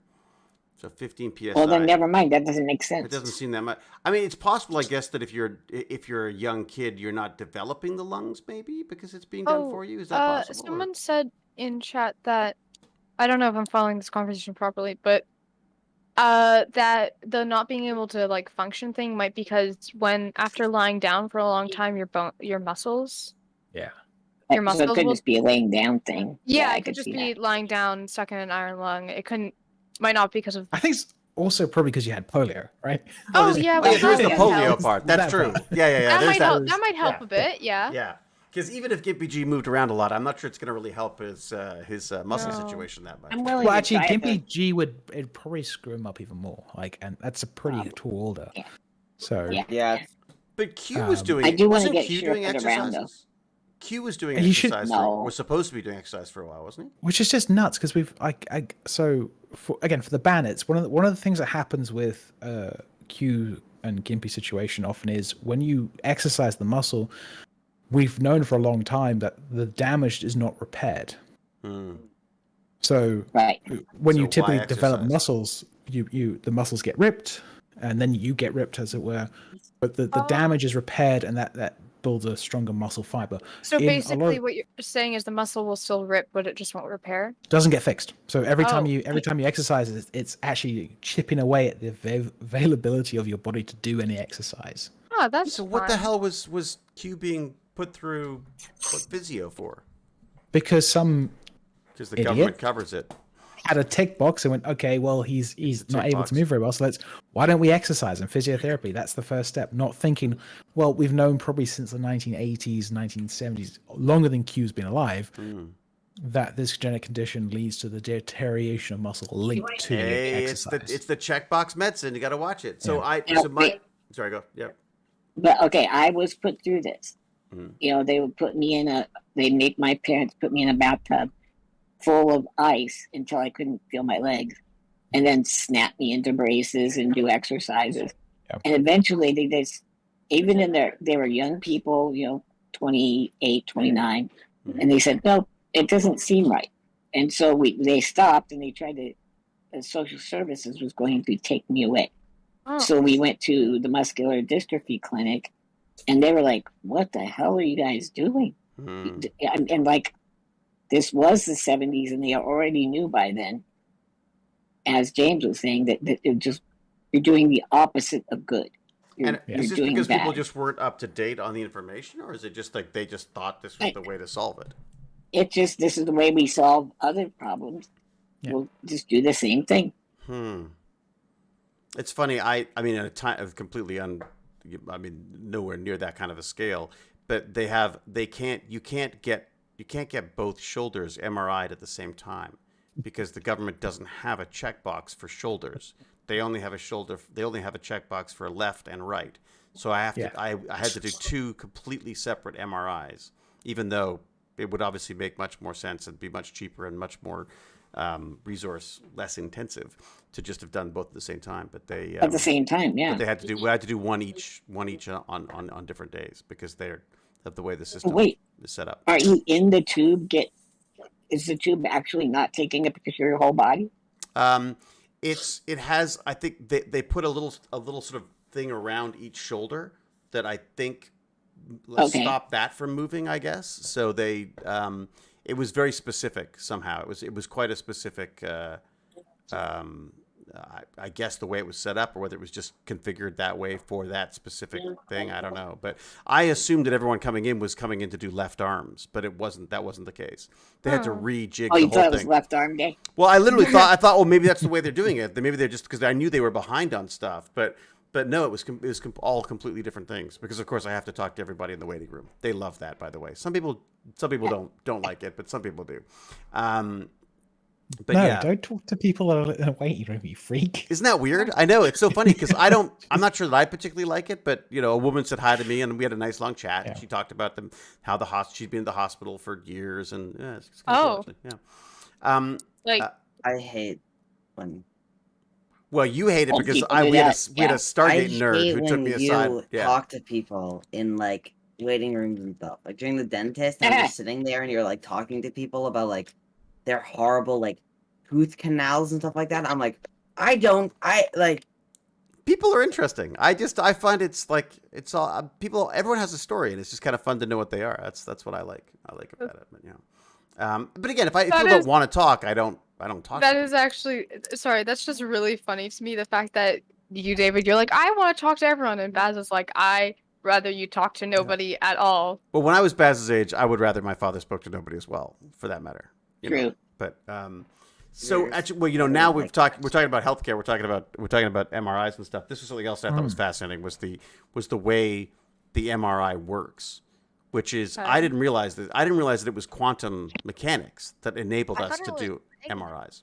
That sounds fancy. That's Isn't that so neat? cool. It's really neat. So they literally force I think it's the water molecules in your body. They actually force them to align with the magnetic pulses with the giant magnets that are spinning around you, and then they hit it with a similar frequency of radio wave and knock them out of place. And by doing so, the MRI picks up the energy given off when it does that, and it can actually figure out what type of material has given it off. It's like I assumed that it was just like a big like X-ray type thing. Yeah, but the reality is, no. In a way, it comes down to the software more than anything else. Is how they interpret the information that they're getting. But isn't that wild? So they're literally like it's quantum spins that are being adjusted by this thing. Like, if we didn't know quantum mechanics, we wouldn't have MRIs, which I just think is fascinating. But when I asked the guy how it worked, because I looked it up a bit, and I was like, okay, so you got to explain to me. He didn't know. I watched a couple of videos on it. I was like, okay, so like it's something about the water molecules and there's the neutrons and protons, and I was like, I'm not sure I've exactly got this right. How does it work? I said to the technician. And the technician went,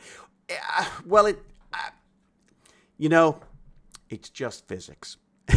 That's what he said to me. And I was like, okay. In other words, shut up and get in the machine and don't move.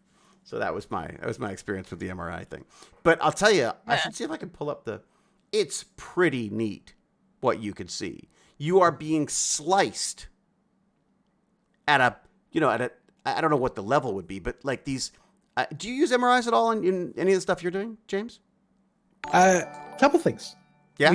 It's used as patient diagnostics along with CT scans, which are X-ray machines, right? The X-ray is they look very similar. The machine looks similar, and the kind of output looks similar. Whereas a CT scan is it's a series of X-rays taken through the body, whereas an MRI obviously doesn't use any X-rays.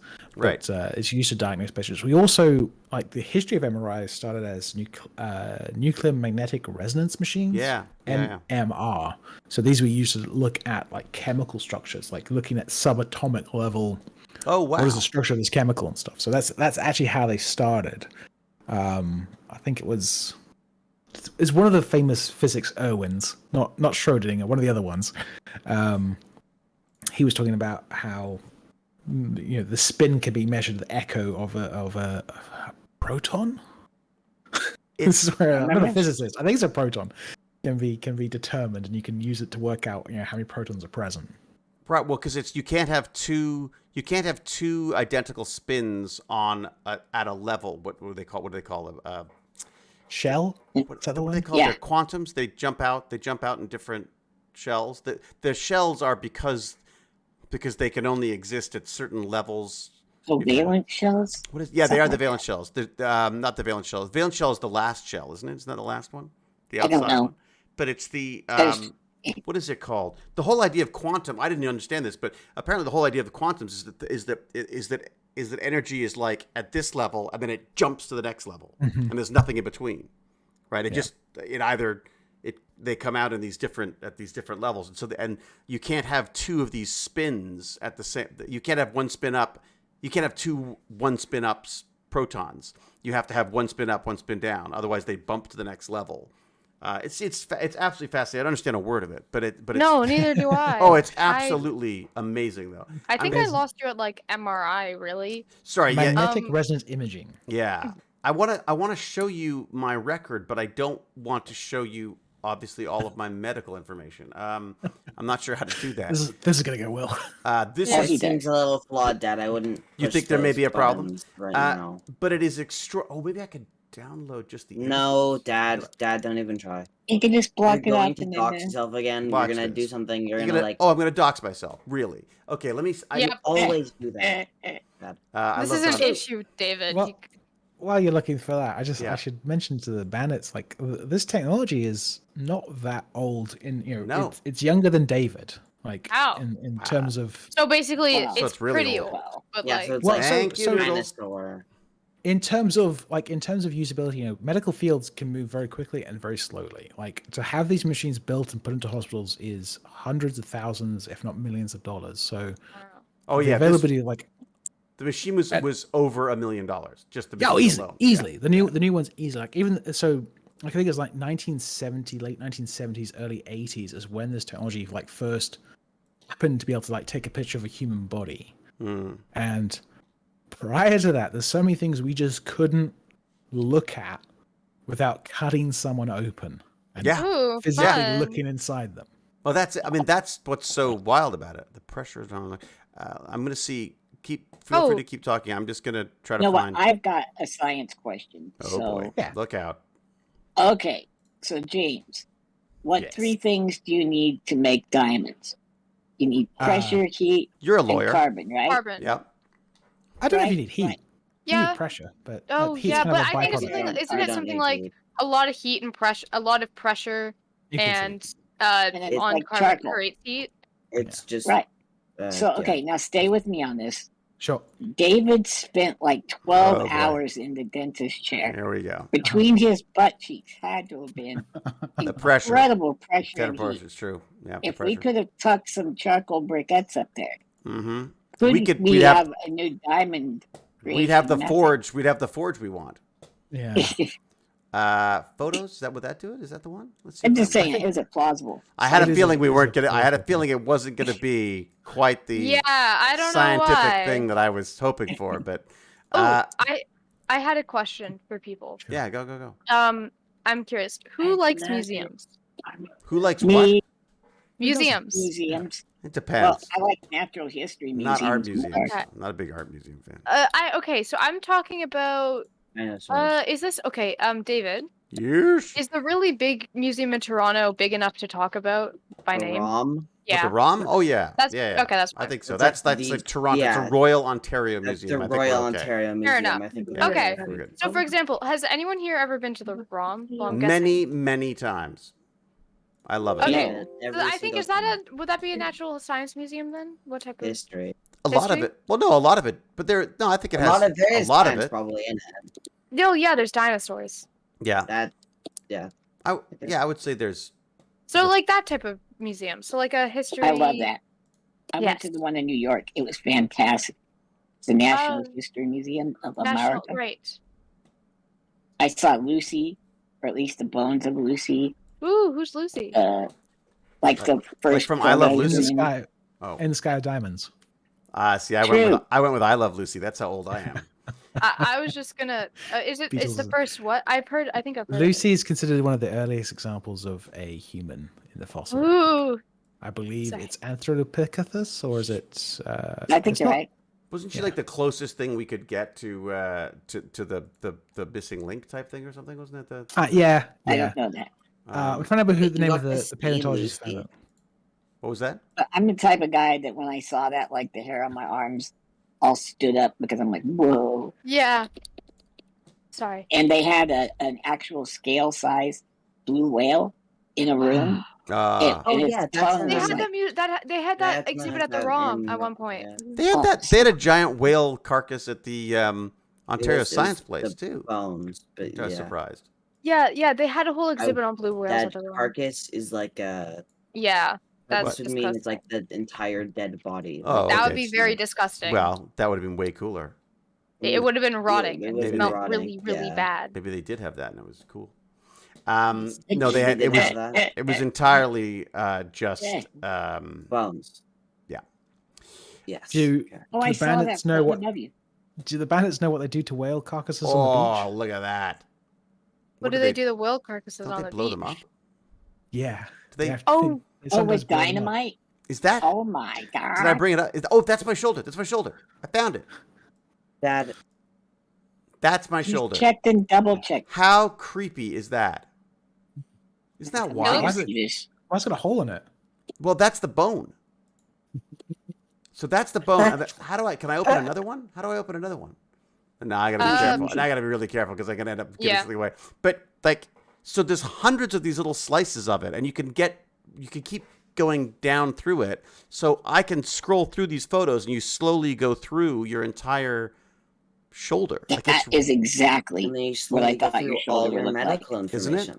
like you mean, doesn't it look fit? It looks kind of fit and Like, no, it looks like a really fatty Wagyu that's it. pork chop kind It of is, thing. isn't it? It's the Wagyu that you. It's exactly the Wagyu you were thinking The of. forbidden The wagyu. forbidden Wagyu. Oh God, it's the forbidden Wagyu. Oh my God. All right, wait a second. I think I could do.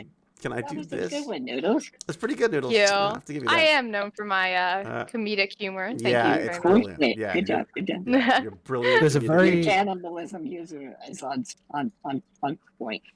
All right, There's a wait very famous case. I'm going back to Wales because I want to. Wales. I want the bandits to see this.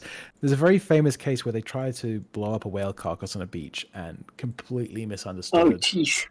the amount of explosives they might need to vaporize it. I actually don't think they blow them up anymore. I think they just cut them so they don't filmed explode. it, 'Cause didn't there's a Yeah. they Because filmed it's something about I forget how it works, but something like gas builds up Yeah. when the body's decaying, and Yeah. then eventually it just blows up, and that's not a really great thing. You don't really want that. Yeah, so I think they puncture the gut so it doesn't explode out. So Wait a sec, would it explode?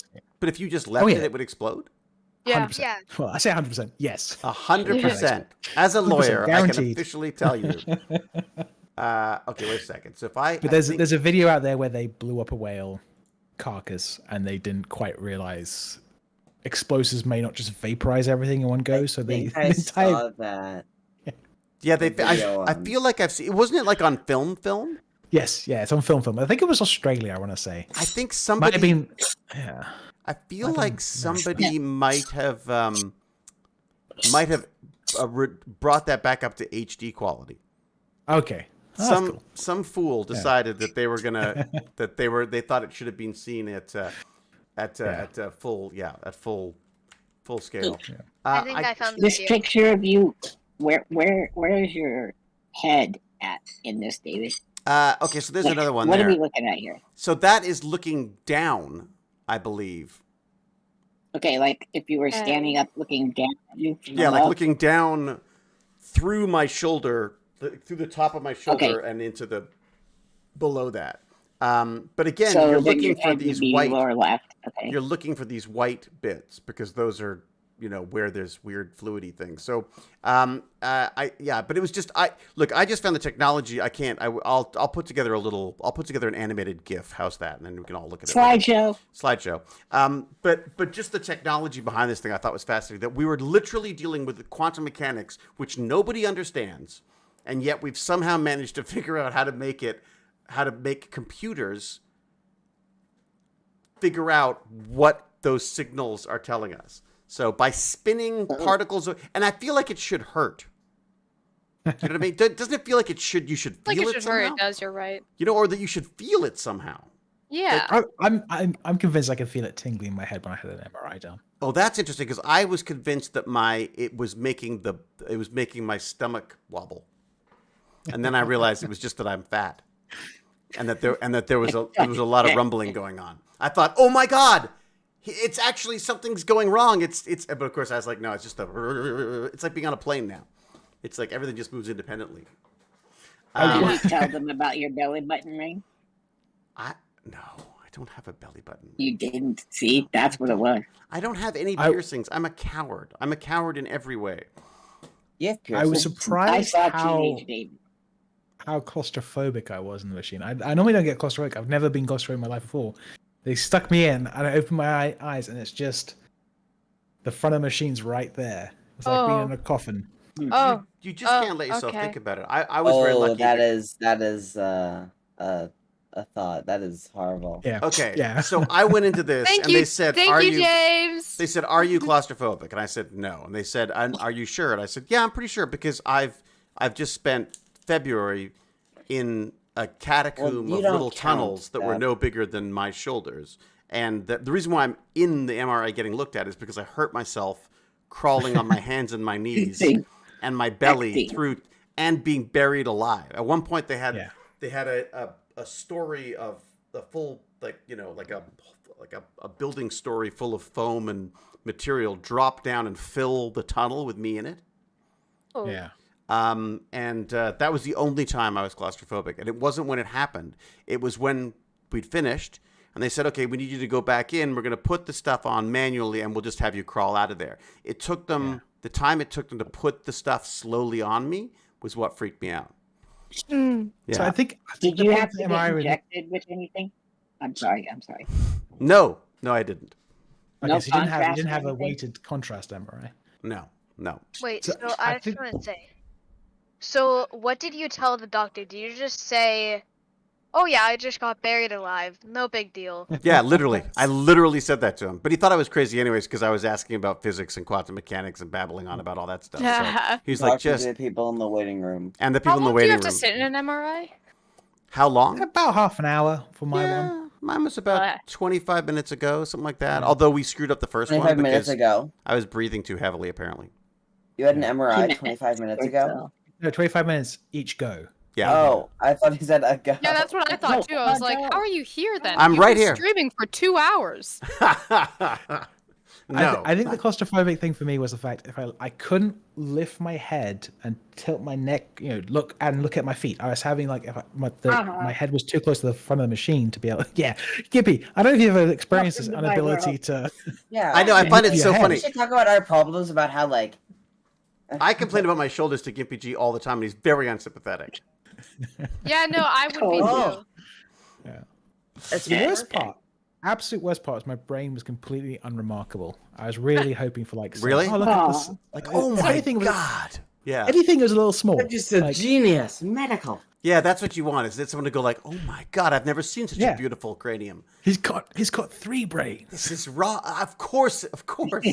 Yeah, yeah. That was That's basically like the Yeah. the disappointment on the face of my the colonoscopy guy when he pronounced me as clear as a glacial melt. But he truly looked quite disappointed that it wasn't the horrific cancer that he'd hoped for. Let me Oh. see what I've got. If there were any other things, what do we want to talk about? Talk about MRIs, talk about quantums. There was a couple of other. Oh, I did find a company that I thought you guys might be interested in, called the Controller Project. Have you heard of these guys? Controller Project are basically everything I love. Oh, yes. Yeah. They're a Canadian arm, I think. They're a Canadian bunch of folks. Or maybe there's a Arm? Canadian arm to this stuff. Oh. Branch? Branch, maybe, yes. Yeah. Let me see if I can find what this was Do here. people say arm? I don't know. It does seem weird to say that in relation to disabilities, but That's- especially when it's for people who are struggling to play video games. That's not I've got the wrong one. Let me see if I can find this stuff here. Please feel free to talk amongst yourselves. Oh. Did you know it's Disability Awareness Month now? Oh, is it? I was True unaware story. of that. There's too many months. I can't keep track. Oh, of it. yeah, too many There's months. like 12. Yeah. There's like Well, 12. I got one now, so There's there. a lot of months. Yeah. You got a whole month to yourself. It's amazing. Like, Gippy, when Do we have to is act like it's your birthday this month? just tell me when it's gonna be True. straight white guy month again? Like, Yeah. Yeah, when It's can- all- I got- my When- turn? when's this- it's when's every that month. That's every month, James. Yeah, I think exactly. that's every month for the last like 1,000 Fine. years. Oh yeah, this is so custom modification for gamers with physical disabilities. This guy pulls apart controllers. He's got a bunch of videos on how you can 3D print special buttons and stuff. It's all the stuff that Gimpy G and I were talking about. And he did a call saying like, has anyone in Canada available to do some 3D printing? And I said, the TechBandits, and I would happily do this. But apparently someone beat us to it. So he's going to talk to us next time. And I might even see if I can get him to join us on TechBandits one day, because I think it'd be kind of fun to just... He's been doing this for about 10 years, This would apparently. be something perfect for Chris Perillo, too, you know? Oh, that's true. Yeah. Well, I could print. Yeah, that's true. We could print it out and put it on Chris's maker channel. But just so isn't forgive me for like suggesting this, but isn't the biggest problem with a lot of this technology the fact that Sony and other companies like that have basically said we don't want to have any integration with controllers or yeah, for fear of True. losing market share or losing Yeah. people being able to rip stuff off. Yeah, specifically Sony though, right, KPG? I believe it's Sony. Right. yeah. Sony's the worst. Yeah. But can you control Sony with your with the quad stick with the whatever it's called the You have to have something called the Titan. Yeah, What is that's that it. called? That's it. So you need that special adapter, and even then, they just have to change. Right. They just have to make a firmware update, and you're screwed again, right? Right. You plug in a regular controller into this thing, and then you plug your quad stick into that thing. Mm. And so it mimics, how do I say it? Because the PlayStation 5 now checks like 100,000 times a minute to see if you're using a licensed paddle. Yeah, because God forbid you have a And so- knockoff one. Yeah. Gosh, that's terrible. I'm shocked at that too, because I mean, Microsoft, to their credit, have done quite a lot with their adaptive Yeah. control. The one on the right there, you can see the adaptive control. They've done some amazing stuff for that, and it's not that difficult. And It's they just a really breakout haven't locked box. down their system either, Yeah. which is And- weird. Well, it's funny. So that was something else I was going to talk about in relation to this. There's a wonderful video which I'm probably not going to be able to find right now, but about how people are doing like aim bots and stuff in games, in video games, Baz is the one who introduced me to this Oh. stuff, where he was talking about how there are people who are like, he would constantly be playing Fortnite and someone would like just get multiple headshots and he'd be like, aimbot, aimbot. So I looked it up. Oh. There's this amazing setup that they've done right now where they've got, this guy said like, right now what happens is they have all this anti-cheat software, and the anti-cheat software looks into your memory, looks at your computer, looks at your controllers, everything to make sure you're not doing anything that would count as cheating. Unfortunately, what does that mean? That means when, Gimpy G and I try to, mess around with the controllers so that he could use his quad stick, in many cases, it will trigger the anti-cheat and he gets booted off because he's trying to use adaptive technology. Damn the man. But get this. So what this guy's come up with, which I think is brilliant, is he has a separate system.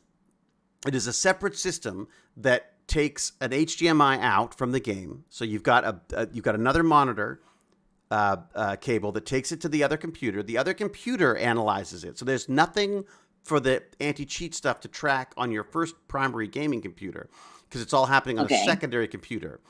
And then it takes that and it translates it into real world motion on a mouse. So it's a little robotic system that moves the mouse like this. It has like those wheels that can move in all different directions. And it literally is a robot that moves the mouse for you. And then, of course, if you want, you can also have all the cheating stuff. If you want, you can have it automatically target for the head and stuff like that. But I just thought it was so interesting that they've got around it all by creating a whole digital AI system that just manually moves your mouse for you. But the setup is genius. It's beautiful. Interesting. Yeah. What do you got, Gippy G? I can hear those wheels. Well, turning. no, I was just thinking is that it's actually moving your mouse and controlling the guy, right? But yeah. Oh. I think I might have it here. So Oh, if this I is can an have older. a Here's an brain older version of it right here. There's an older version of it right here. connection to it, like a Neuralink or something. Yeah. Let me roll this There's up. already something in place that I could use a mouse really, really well. Yeah. So you could have it even. It could handle even just part of the problem for you, right? Does that make sense? So here's a video. Here's a video of it actually in action. If I scroll up, can you see it?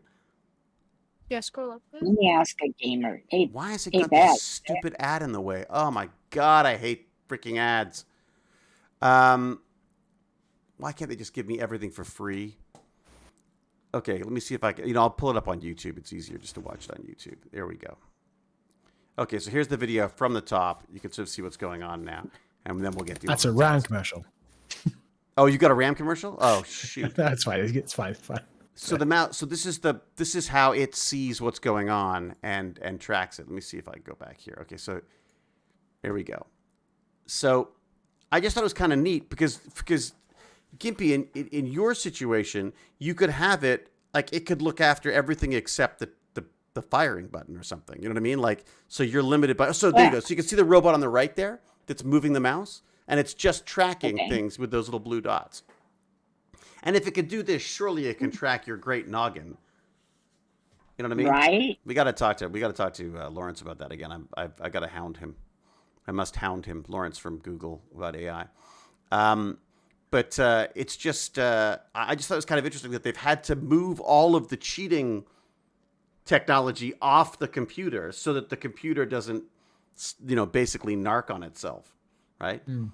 I really want to see this Isn't that neat? thing and talk to these people. It doesn't look that hard to build. I think the programming is going to be the issue. All those parts are off the shelf. Yeah. I mean, you know what I mean? Like those wheels, they're not cheap, but they're available. Looks like a couple of motor controllers. Yeah, see those wheels, little motors. Yeah, I mean that's if he's got the instructions here, we could totally build this. How cool would that be? And then we can cheat. Yeah. I mean, we can help. We can help Gimpy G. Everyone knows if you're going to cheat, don't do it on your main account. Don't do it with your main account, really? I'm kidding. All right, come on. It's confession time. Who's cheated in games? Who's figured out how to cheat in video games? See. Anyone? Used a lot, but What was that? I've been accused, but Yeah, see, Wolf Pup here is just so good at video games that he gets constantly I accused. see. Toinu, merci beaucoup. Thank you. Interesting. that's not So, too far from the truth. Though. well, because Baz has had that too, where someone's got mad at him because they're like, especially when he sounded younger. Isn't that right, Baz? You used to get like accused all the time because he played a lot, so he's quite good, but he sounded very young. So everyone's like, "Oh, you're an aimbot. You're a hacking." Right? I don't think it's because I sounded young. I think it's just because Well, not now, but I mean before I'm when you just were such a younger. pro He's at gonna be video totally games. nailing them. Uh, No I- scope 360, bro. That's it. That's fascinating technology too. But I love the idea that we could be using cheating technology to help Lance cheat his way Cheat life. into playing the games, to being able to play the games in a more sort of Maybe, No, maybe I I missed like a step. But how do we get Lance to use the mouse? What's his input? Well, The mouse is- what do you My think? thoughts are I'm thinking voice. Like you were just saying, I was saying fireball. What if I could say strafe left, strafe Yeah. right, Yeah. things like that? And then have okay. So other let me buttons. play devil's advocate. That's a terrible idea. Simply for the You fact burnt that the house down your- last time. yeah. Yeah. Your Please, voice isn't don't the strong, mince your words. No, your voice isn't the strongest part of your abilities. You will run out of No. breath, and even when you're playing those games, you have to think like, okay, straight. It'll just turn Yeah, into a complex mess. Well, I was thinking maybe you could have it in conjunction with something like the quad stick. So the quad stick could be used to just do like the fire button, or have some kind of a like you could choose an axis or two that you want to be able to control, and then have the mouse look after anything else type thing. Does that make sense? Like, I would even like it if. How do I say this? I have a hard time running out of mouse when I'm using like the head mouse. Yep. I watched you guys play, you normies, and you'll move to the edge of your little pad, then you'll lift up, set down in the center, and continue left. Right. Whereas I'll just get to a certain point where my neck won't turn any further, Right. and I'm wondering if that thing could reset me to neutral whenever I get to the edge. Okay. Mm. If you get what I'm saying. I mean, it doesn't Yeah. seem like that complicated for it to figure out that once it reaches a certain point, it should reset and allow you to have more leeway that way, if that makes sense. You know what I mean? It seems like it, but I haven't figured it out. I know, but programmatically, you'd think it wouldn't be that difficult because it's the same. It's not like you're able to move any more or less on a regular basis, right? You must have you've got a hard cutoff on either side, I'm assuming, right? True. Again, that's something worth running by Lawrence, perhaps. I don't know. That's what I think. Lawrence is our AI Google guy who we're hoping that the machine learning could figure out what works and what doesn't work. No, I think he's just been really busy is the sense I get. Or you're right. People with jobs. People with jobs, I know. What the hell's that? What's that about? Now that's a good point. Hey, are we gonna? So, James, are you allowed? Is there outreach involved in this lab? Like, will you be able to do stuff like this? If I want to, I'm the boss. I can do what I want. What? Seriously? Yeah. Yeah, like I Well, of honestly, course, James is the boss. do you want me to David. make you What a else mug? do you expect? I answer to the dean and my head of department. That's it. Oh, and to God. Well, you'll I'm never gonna see be, those I'm gonna be a people. professor. Well, the head of department's really nice. He's a really good guy. Yeah. The dean I've met once. Right. I But answer to she's nobody also very but nice. me. So we'll But, start yeah, rumors it's- about the dean. We'll get her out of there in no time. Yeah. I am in charge of my own time. Like much like, to be honest, much like now, I'm a fellow. So my current boss, Isn't debatable bossy. whether or not he can. Well, are they your boss if they can't fire you? I don't know. My research funding could fire me, but I work at the pleasure in his lab, but not, Right. I don't have a job because of him. But now you've got your own lab, and are you setting this Yes. lab up yourself from scratch, type thing? Oh yeah. I'm meeting with reps next week to talk about buying stuff and everything. Oh my and- god. Ooh, Oh, are you going to talk to? Are you So- going to talk to Ari about big, massive computer things? I don't. So Ari's computers are probably a little too big. No. He's on a scale which is like, if the whole university wanted to buy one, then Yeah. we might talk to Ari. Right. I was actually talking to Orcs about computers though, because again, Puget system. Yeah. Puget Right Sands, level. Yeah. Puget system. Which I can't get here because they're so adamant about being able to Finicky. service and look after their own stuff that they won't let me have one up here because they can't service it, which sucks. Just so you know. I'll keep that in mind. I'll tell them off and say, well, say what to David, and then we might talk. It's what's funny about it was, well, I wanted to buy one. Like I was literally wanted to buy one, but they would not sell me. They wouldn't sell it to me. So you know. Yeah. Okay. So outreach stuff. I plan on doing outreach. I don't know if I won't have as much time as I currently do. So Right. I'm gonna have employees I have to yell at. Are you gonna like No sit? doubt. Are they gonna be like? Are you gonna have like be able to have like little minions that run around and do things for you? I have to hire 4 people. So Wow. Well, you know, if there's you a job need- going if you need one, David. There's a job. What do you need? Turn into Walter What White. do you got? Walter Dishwasher. White. That's what I was gonna say. I will Nice, wash. Dad. I'll wash dishes if I can learn. If I can learn some molecular biology, I'm all over that. That would be. You have to get your GRE first. God damn it! Oh, Actually, not sure you David, do. I don't think so. Maybe we should talk. Yeah. But no, you're welcome. I was thinking about twitching from the lab because I've done it a couple times in the current lab. Yeah, like showing qPCRs and stuff and some Yeah, I've experiments. I'd love to. I mean, I'd love to see more of that stuff. I'm Yeah. sorry I It's missed the fun. last one. It was like there was a mix of like Yeah. having people over and all sorts of stuff. So, but I mean, I love the whole idea of you talking about viruses in science fiction and stuff. I think that's fantastic.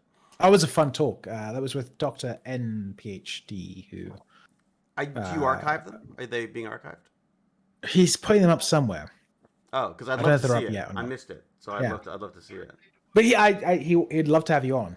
Oh, really? Oh, great. Okay. Yeah, I mean, I'm not sure what I- use I'll be. I can I can make up stuff because it doesn't Yeah. bother me. Like I can literally. That's just it. Yeah, no, those people in the desert, they're all dead because of a bacteria that spied on them. That's what did it to him. That's what they did. That's how it works, kids. I got to say, I really, really, really want to do more bio stuff because I'm going to say this in the hopes that maybe some of my tech bandits take notice of this. Yeah. Is that I really think that this whole biotech side of stuff, I think it's the programming of the future. You know how everyone's like, oh, everyone's got to learn how to code and all this kind of stuff. I think if you want to be ahead of that learning how to code life is a whole other is a good, that and analytics, frankly, 2 pretty future-proof jobs right now. So both of which are skills that James R. Gurney has, frustratingly enough. Yeah. I was just But gonna. I can teach you stats too. Come down here, I I'll was teach you I stats. was just gonna. Oh yeah. Oh, What do you got? actually, I was gonna say I was just gonna go and become like a therapist or something. I think needed. A therapist. Yeah, I guess that's Like true. Do you think there's going to be a lot of psychological or psychological. really? So what are you hoping to cure? What are you looking? Okay, well, you want to fix yourself personally? no, no. I was just gonna say, first of all, I don't know. I was just saying, like, this is an idea I've had. The reason, what would I want to fix? Holy cow! Thank you, Tweety Row. 46 bits. It's very nice of you. Ah, so nice, everyone. Sorry, didn't mean to interrupt. No. Well, I just find in general, I have personally a lot of friends that I know have struggle with mental health, and I think that I kind of wish I could help them better. I guess, like, if that makes sense. Yeah, absolutely. okay. So And you see so there's a market for it. yeah. Another thing is if there's a way that I could possibly make it so less expensive almost, because I also know a lot of people have mental health issues but can't afford like It's one of those weird treatment. things that's not really covered very well, is it here? No. Right. Um, Or anywhere. Yeah, and also I know waiting lists, like for example, places that actually have like free, quote unquote, free therapists and stuff. Like their waiting lists are like years. Yeah, that's crazy, isn't it? Oops, can't say crazy, but yes, it's worrying how long those lists are. Yeah. So what aspects of it is exciting to you? I mean, is it just talking the stuff through? Is it trying to figure out how the brain works, or I definitely I really want to know personally a bit how the brain functions, like how there's a what great does thing you should mental look health at. affect in the brain, and what can be done to improve mental health in people? There's a great guy called Dr. Eagleman, David Eagleman, and he has a series called The Brain: The Story of You, and I think it is both a TV series and a book, and it's pretty neat. He talks about all the really fascinating stuff about how the brain works, but from a the science behind it rather than sort of the emotional and that kind of side of stuff. It's all There's about a sort of guy. technical working. Oh, I'm sorry. No, go Well, go. there's a guy on Twitch named Dr. K, the Happy Gamer, and Huh. he is a psychologist, What's his and name? he Dr. talks to Dr. K, and it's the Dr. Happy Gamer. K, the Happy Gamer. Like how to get through, the world we're in currently with all the technological expectations, and you're always online, and how to maintain a balance and stay happy that way. Is he Yeah. Dr. K with Especially a for K? streamers. Dr. K with a K? Like it's just K? Dr. K, big K, yeah. A letter K, yeah. I think it's Healthy cool gamer? coffee or something like that. Healthy Gamer? Yep. Happy Gamer. Oh, Happy Is that Gamer. the Happy Gamer? I got Healthy Gamer, GG. But no, wait a second. I haven't Maybe found it is healthy. I haven't found him. They say, is Dr. K.A. a real doctor? Is his name Yes. Alok Kanogia? Something like that. Dr. K is a Harvard-trained psychiatrist specializing in addiction. I guess Well, it could yeah, like It I sounds don't. right. It Can you just see the screen? Me? Yeah. Let me see. All right, here, you know what? I can send you a link. What's that? I don't know. Personally, I don't know if I'd actually be like a child therapist, or if I'd be like a teen child therapist or an adult therapist, because at first I thought, well, I'd want to be like someone like for people my age, but then I also know that for example, a lot of people they can't, like, for example, their parents don't believe that they actually have mental health issues, and that Right. they just need to, I don't know, go outside more, something stupid like that. Right. Like Or I say to it's Baz all the time. or it's like, oh, get off your phone, or just stop doing this, or blah blah blah, or It's sounding an awful even lot know like a my lot of parenting. yeah, I even know of a lot of I not a lot, but I have like a friend. Yeah, I have like friends who their parents like say, "Oh, you can't have mental health problems. There's no reason for you to be sad." Ha. Right. Really? Which Right. it because like I said, I'm not an expert in mental health or anything. I'm just saying I'd like to be, and also, but last time I checked, I don't think that's how it works. That it's not just about you should be happy. It's not about you should be happy, and also like, I don't know, it's crazy because I feel like there doesn't have to be a massive reason to be upset You're about right. something. Like A lot sometimes can school is just enjoy really it. stressful. Hmm. That sounds like sometimes there's just school is stressful, or sometimes, I don't know, just stuff that's happening in the world is stressful. I mean, you gotta feel sad for the kids. So, like when David Yeah. and Gimpy Yeah. were children, they were all on either some sort of opiate, or they're smoking cigarettes down the park to Right. relieve the Mhm. stress. The kids Mhm. nowadays, they don't have any of this thing. They can't go buy a pack of None of it. smokes and drink at home. And Well, my parent, my I don't think my father still believes. I'm not sure my father still believes in psychiatry in any way, shape, or form. No, seriously. Wow. Yeah. the doctor Hewlett, of The course, in the doctor, family as yeah, well. Though, yeah, because it wasn't seen Yeah. as real. That, and I think it was Was it? What else is it? There's something else that he doesn't No, believe. quiet factory isn't Physiotherapy, real. I'm pretty sure he doesn't like, but I don't know if It's that's not another thing. physiotherapy. Well, I think he did some physiotherapy. No, it was something else that he doesn't like. It was. I think it's the No, back. I mean, It's the chiropractors. That's right. He that's what doesn't I mean. believe- He doesn't believe in Physiotherapy. chiropractors either. That's right. I mean, He's chiropractors. quite right about chiropractors. Yeah. Okay. So- a lot Yeah, of people. I mean, of course. Yeah. Yeah. Chiropractors believe in ghosts. I also but don't believe in chiropractors, but the that's official position of chiropractic like medicine is that ghosts cause a lot of issues. No, is that real? Yeah. Yeah. Shut What? the front door. Seriously? Oh, really? What about Wow. chiropractors? Sorry, I didn't hear So, what you said. how did the story of how chiropractic started? It was the guy who started it was doing the seance, and a ghost told him how to do chiropractic medicine. Well, then That is no, it's sorry. proven then. That is the best news I've heard all day. That's actually hilarious. Are there any Well, they also believe chiropractors in things- the audience who want to speak to that? I don't know. I'd be curious to know. There's- It's Oh, geez. it. There are two ends of chiropractors. Now, the people who now say, "Oh, that we don't care. That's not that maybe how it started, but we don't believe Right. in that stuff anymore." Hmm. But there's also the same people who believe that they can cure infections by manipulating your back or doing. Yes. Right. I yeah. Yeah. That's Hey, what are people's thoughts on acupuncture? I think I personally have not had much experience with acupuncture. Hmm. But I'm pretty sure it works. Like, Is that if right? I'm right. I've heard people swear by it, but I don't know what the scientific basis of any of it is. I think it depends on People what say your they've been doing issue it for a is. long time. Like that somehow answers it somehow. Yeah. Yeah, and they've also. I don't know. Is there any medical? There's no medical. Is there anything that supports it? They've done the only case studies I know where they've done like mock acupuncture with compared to real acupuncture, they found no difference in effect. Oh, really? Okay. Yeah, I don't. So I it's a didn't- mind But- over matter thing.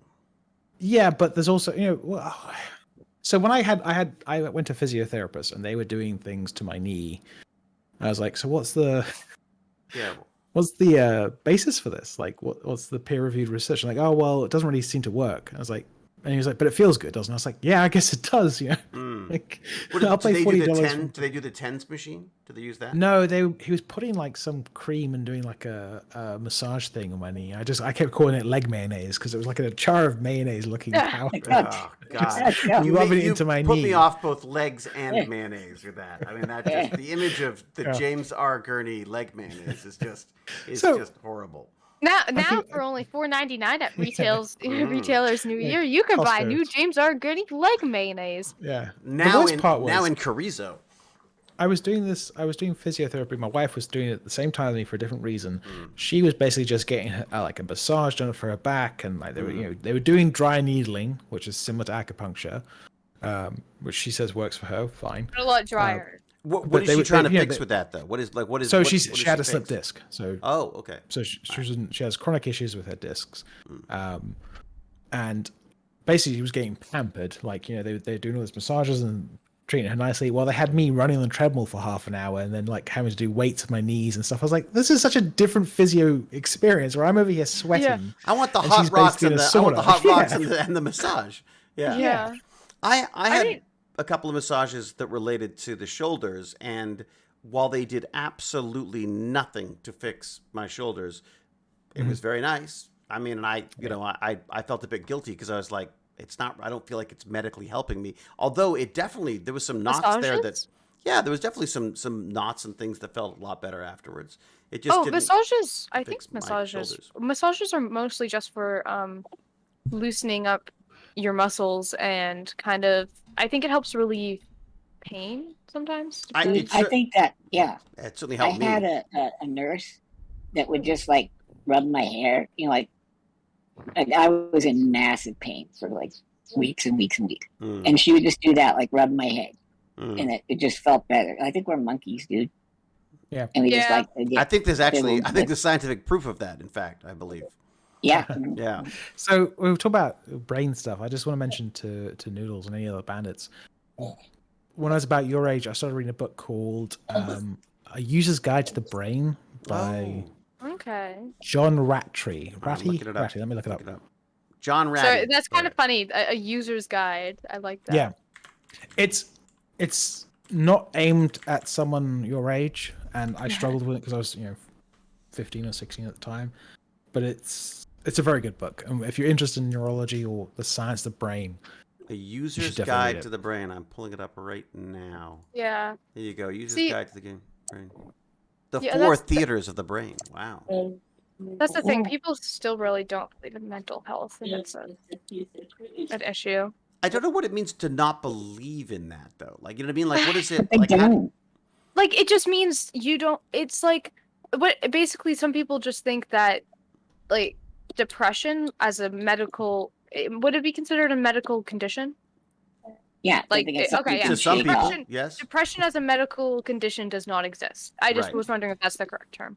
Right. That's I see. what some people they're just like, oh, because it's not like an actual effect on the brain. It's just someone being sad, right? Hmm. So basically, the idea that Like you snap can just out of it fix type it. thing. Yeah, if Yeah. you just stopped being sad, you'd be fine, which is Hmm. not how it works. Is the idea? Is the I thing. always feel like the frustration I've had because we have I have a sister who suffers from all sorts of mental health issues, and one of the things I think that's so difficult is that it kind of comes back to that spectrum for me. I feel like we all have an innate understanding of a lot of these conditions because we all experience elements Yeah. of that ourselves, and thus we Mhm. go like, well, what's the big deal? You feel low, you get out of bed, but Yeah. their level of low on They the spectrum can't. is way up from where we are. It's- While it might be similar, it's and that's the way I like to It's- think of it because Yeah, because I just know that like, a lot of the time with especially really bad depression, getting out of bed is so hard, and lots of times people just can't. yep, Like you absolutely. can't. And I think that's an issue. Lots of people are like, "Oh, well, I felt sad before, but I just kept going." And it's like, but it is a medical condition. It's a serious problem. It's not I'm sad, get up. It's like that's what I mean. I don't know exactly how depression affects the brain, right? Hey, So Lance, I do don't you know what find? you mean by medical, Sorry, what do you mean by medical? What?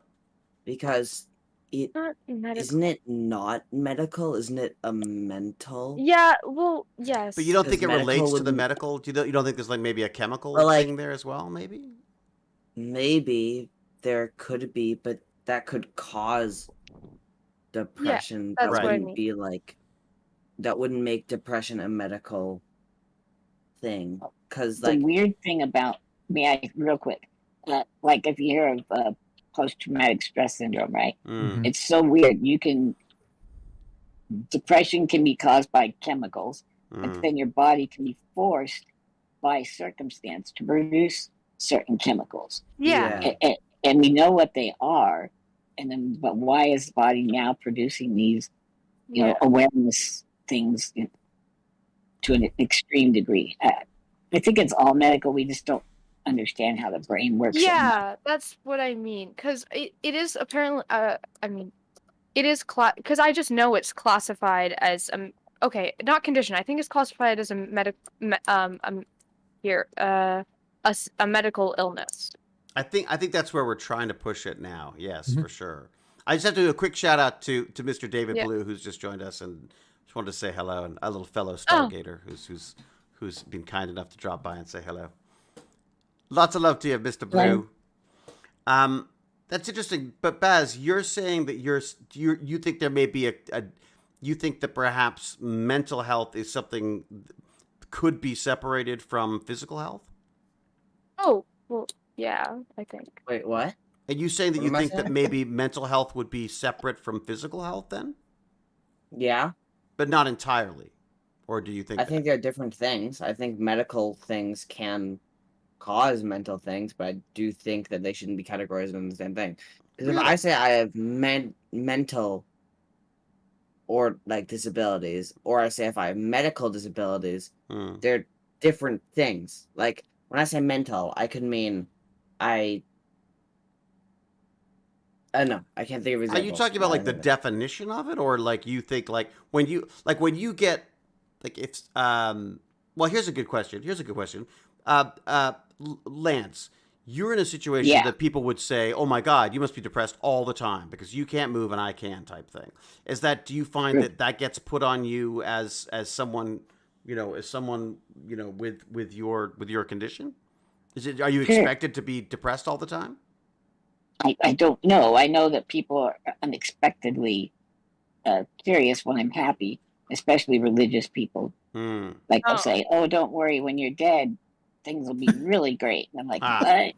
You're like, I feel like I'm thanks. pretty Well, cool I right now. you'll walk in the fields with our Lord. like wonderful. And pet the animals. They said I'd be able to pet Oh, that's nice. lions and tigers and bears and Wait a stuff. sec. The same And this has animals happened- that don't go to heaven. Lions and tigers and bears. Oh my! Oh my, Yeah. true. I thought it was so weird. And I asked the lady, what makes you think I'm not happy right now? Because I was smiling the whole time. So I don't know. That's what prompted this. There 'Cause is an expectation. I remember you talking about this before. No. Where you were saying how these Christian folks who thought that you must be you're being tried now for better things later. Yep. You know that something you're talking about mental health and physical mental stuff. You know that there are actually chemicals in the brain that will make people religious, What? right? Yes. Yeah. There's a part of the brain for religion. Yeah, right? that can be stimulated to make someone believe in. I don't exactly how it just works. to temper that slightly. Those studies are quite sort of looking for clickbaity, for lack of a better word. Are they? Yeah, there's not a god gene. The god gene. There's not a god box of the brain or like a god helmet you can wear that makes you more religious. That would be cool, though. It's very subjective clickbaity stuff. But again, in principle, the idea is that I agree with that the belief in a deity or belief in anything is derived from brain chemistry. What do you think if kids were never exposed until they turned 25 and their frontal cortex solided up? Do you think religion would last very long at all? 100%. They just invent their own. Humans crave explanation. And what they can't figure out, they'll make up. Yes. Yeah, you could take it the easy way or the hard way. You could believe in science or religion. Well, that's interesting. So are conspiracy theories a form of religion then, do you think? Because they're a form of desire for belief in a system for order. Like you tend to find conspiracy theorists tend to believe in an ordered universe more than people don't believe in conspiracies. Yep. There's a purpose behind everything. Yeah. Yes, there has to be a rational reason for things to happen. And we don't like accidents. We do not like accidents or randomness. Yeah, and I'm just as guilty as anyone else. Like I'm a scientist. I believe that the universe has a innate order to it that can be explained through rational experimentation. But that is a belief system. That is a series of tenets I hold and say, this is if we do this, X, Y, and Z is going to happen. Yes, it's testable. Yes, it's falsifiable. But so are other beliefs. You can test them and they can say it's falsifiable. And like. But they're not, though. They strictly say. Well, okay, we're talking about religion, and specific things. There are places where it says don't test it, but the foundation of why I believe what I believe is because I'm a human, not because I'm better or smarter or know more. Yeah. I have a belief in a system because I might be, but I have a belief in a system because I am a human being. That's part of the human experience. It's part of consciousness as far as we know it. Pigeons, the famous experiment with Skinner boxes. Pigeons will develop a belief system about what will feed them, a superstition, if you will. Really? They will. Yeah. If you feed them randomly in this thing called a Skinner box, they will start developing behaviors that they think are inducing the random food to be produced. So they'll start standing on one leg because they think last time they got fed, they were standing on one leg. So I'll stand on one leg and food comes. Hey, it works. Reinforces it. Like Baz pretends to love me and then I give him food. Interesting. No, it's like sports. You know how people think if I wear this underpants, that we won the last time I had these underpants on. Yeah. I can't shave the entire. I can't shave for the entire playoffs or whatever. Yeah. But that belief, that desire to have beliefs, is so far rooted in animal existence that humans and pigeons both share it. It's universal to conscious thought on this rock, at least. Maybe the other ones it's not the same. But is that like the sympathetic magic or whatever it was? There was magic that was that was. I remember there's this fantastic book called The Golden Bough, which is like this sort of It's a collection by this rather pompous Brit who about all the different ways these barbaric cultures believed in. It's basically a study of all these religions and stuff. And one of the things they talked about was there was sympathetic magic, which was magic that was done that sort of mimicked something that made it happen. Like socialized healthcare. It's where we have for people listening and the bandits, sympathetic magic is this idea if you have a like a ritual pot of water, you make a like a little image of that pot of water, something you can use that to cast magic to influence other water. Right. So by having a locket, like a heart locket on your chest, you are transmitting your love to the person who's inside that heart locket. By having the hair of your enemy and burning it with a doll or a what's it called? An kind of similar to voodoo magic. Yeah. That was a form of sympathetic magic, right? Or some of their voodoo's very complicated. The television voodoo, sure, the things you see on TV, voodoo's a whole different belief system. You want to see an amazing film about that? Watch the what was it, Ghost in the what was it called? I think you're thinking Angel Heart, but I don't think the children can watch that. No, it was around the same time. It was this horrific. God, I can't remember what it was called. Oh, wonderful, horrific. Whenever I go to watch a movie, I look and I'm like, do they horrific? Describe this as bone-chilling, horrific, and awesome, and awful? God, it was the Serpent in the Rainbow. Serpent, was that right? Serpent in the Rainbow. Yeah, that's zombies and stuff. Yeah, and it was the idea that this guy who didn't believe was a combination of chemicals and this so-called was it sangria? What was it called? Not sangria. That's the drink that I like. There's blood magic is what you're thinking of. What was it called? Sanguine. That's Sanguine something. Is that right? Yeah. Or so I can't remember. Blood is real. Yeah. That's it. Santeria. That was it. I think it was Santeria. Oh, never mind. And again, voodoo was kind of this. I think was voodoo not something that was like the white version of what we thought was happening. Yeah. It's another sort of biased. Yeah. Culture, settler culture stuff like Oh, cool. Yeah. The doc. But so I also wanted to say with like in relation to some Babas was saying with mental illness and physical illness being separate things. I don't agree. I don't agree. I don't agree either. But that was okay. So we're agreed. Baz is wrong. Yes. Right. Exactly. You should tell him. There you go, Baz. There you go. I'm just curious to know why he feels that. I'm not saying that they're not the same. Yeah. Like saying by definition, medical and mental can't what I'm trying to say is if I say I have a mental thing, right? Or like a mental order. I'm saying issue? You can't pardon? Sorry, a mental health issue type thing or mental health issue, yeah, whatever. Whatever that's how you say, I don't really know. Let's say I have that. I'm saying that if I say I have that, you can't think that I have something medical that's causing that. Really? Or well, sorry. I would feel that way. How do I explain this? Well, so let me try here.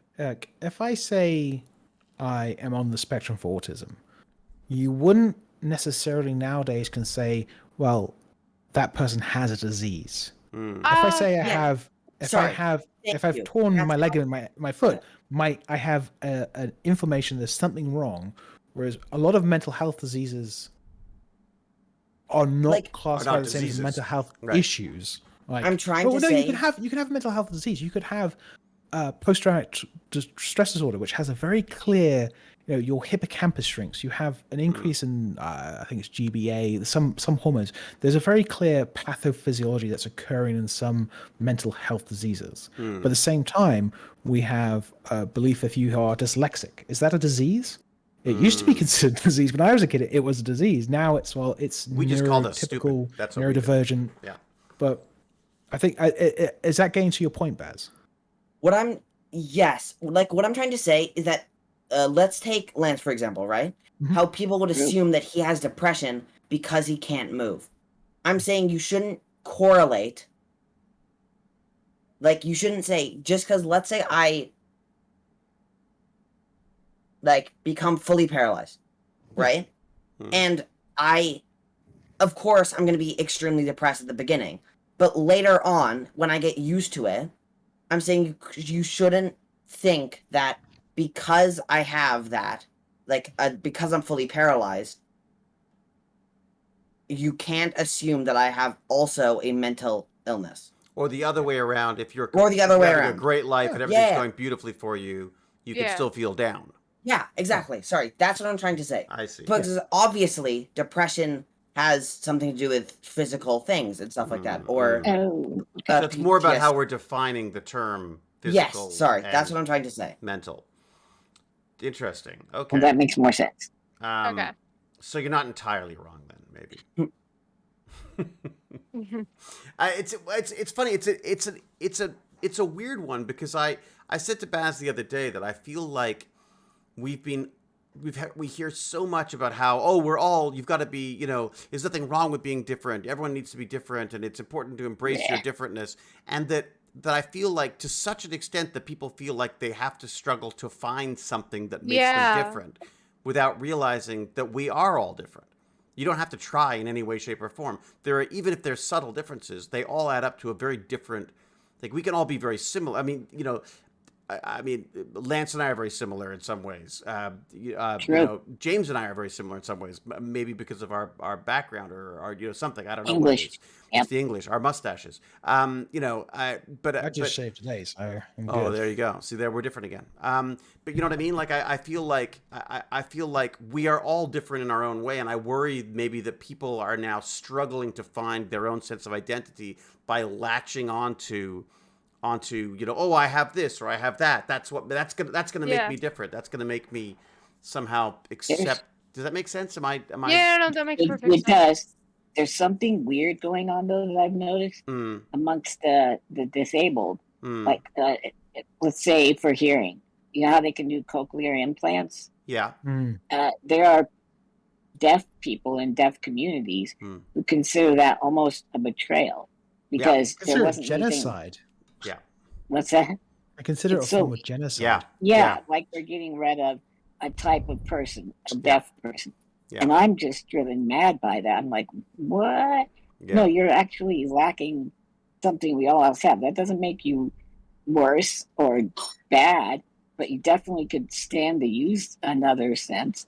If they offered me a sixth sense or, well, I can't say some of the things, but if they could enhance my body through some kind of cybernetics, I would do it. So, and that wouldn't make me not Lance. It's just. Is that I wonder about that with the religious thing as well. I wonder if perhaps people's fear of human augmentation and stuff is that we're messing with the perfection of God's creation or something. Like that there is a form that we have to take and need to sort of stick to sort of like stay in our place. I don't know. I wonder about that too sometimes because people love hearing about technology that allows people to regain the powers to make them more like a normal person, so to speak. Right, but anything that go beyond, they that's get all crazy. freaked out about, right? People get all freaked out about that. Well, that's cheating. That's not fair. Why should they have more this than that? Whatever. And again, I understand from a monetary standpoint, I guess, if people don't have the money. I mean, we are turning into a society that if you've got money, you can augment until you're, whatever. But and if you don't, you basically get stuck with what you're stuck with. Right, that's kind of always been the case. It's a very crunchy moral issue, right? So Crunchy. the way I was thinking about this before was because there's a deaf culture. There are communities that have a shared history now, and we're saying, well, why wouldn't you want to have the ability to hear? Because you'll be more, chances of you having success in life increases if you don't have a disability such as deafness. Right, Let's say that's irrational there. If there was a drug that parents could take that would make their child born male and white, would you suggest they take it? Well, no, Chinese. just because of repopulation issues. That kind of. But I What's this mean, thing if you know that the life of someone is going to be easier because through I mean, not making any statements about anything else, but there is one of the The true problems. fact is that there's a huge amount of privilege to be male and white. Yeah. Oh yeah, totally, We know 100%. that. Yeah, but that's a really you're interesting taking point. into the fact that they also have to be straight. All right, And- sorry, straight white male then. Sorry, Okay, great. Sorry, Yeah. sorry. I know. Yeah. Sorry, But- sorry. No, I'm with you. Would you suggest they take that pill? That is such a tough No. one. Dude, No, I go through this wouldn't all the either. time. No, I wouldn't either. But I don't again, think I would either, I'm- but I've got, but I'm look kind what of. I got. There's a very nasty thing that's implied in this argument is the idea that being black or colored or female is some sort of disability, Yeah. and that's where we're like, oh, that's where the moral repulsion comes from. But at the same point, the people who are deaf in these communities, they feel that reverse of like, well, no, this isn't.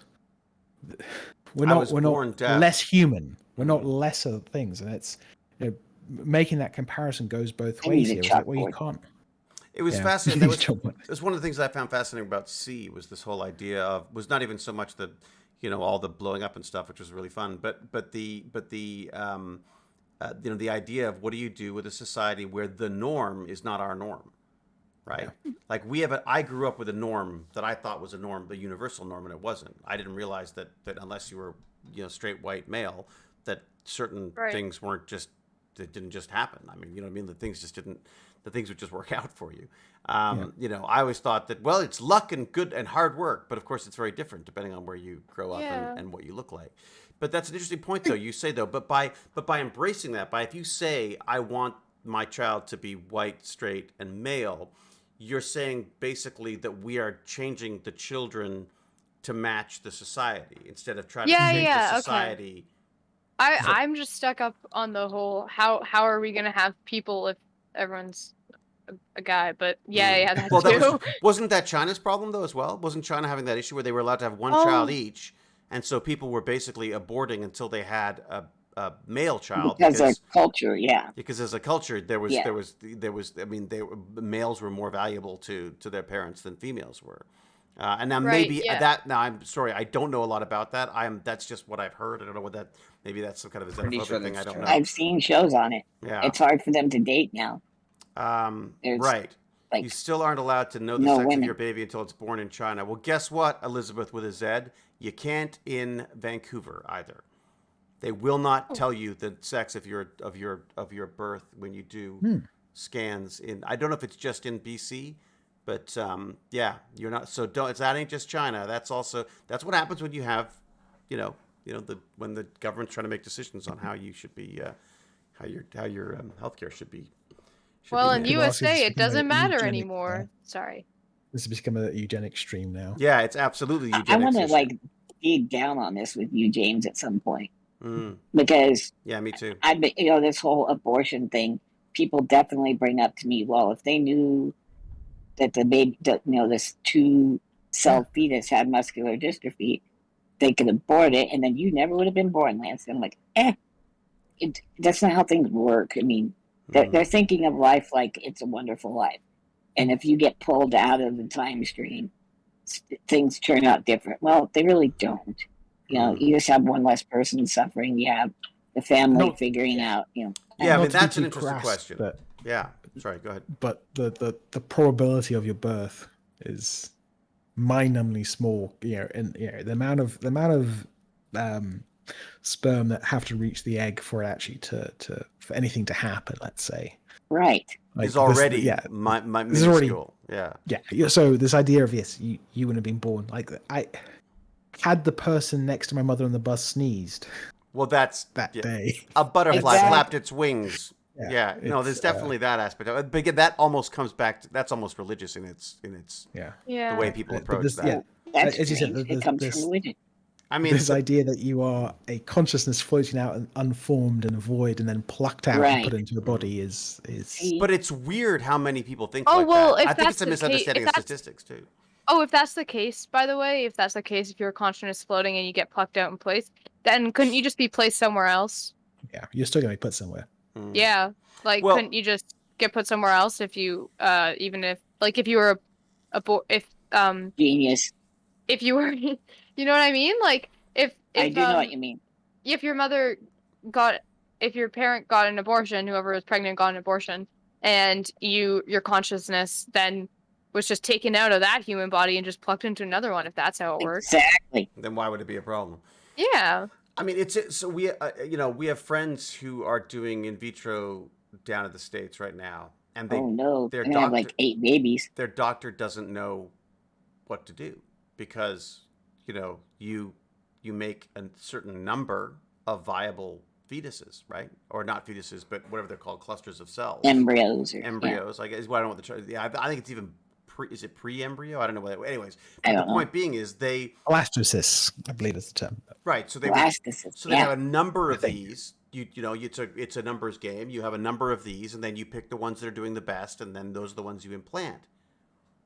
Well, if You you've pick got the hottest laws, blastocysts. but if yeah. you've got laws that say you're not allowed to get rid of them, what do you do? So all of a Knock them sudden, off. even the in vitro people are like going, I don't know what the law says about what I'm allowed to do here because it's so up in the air right now, right?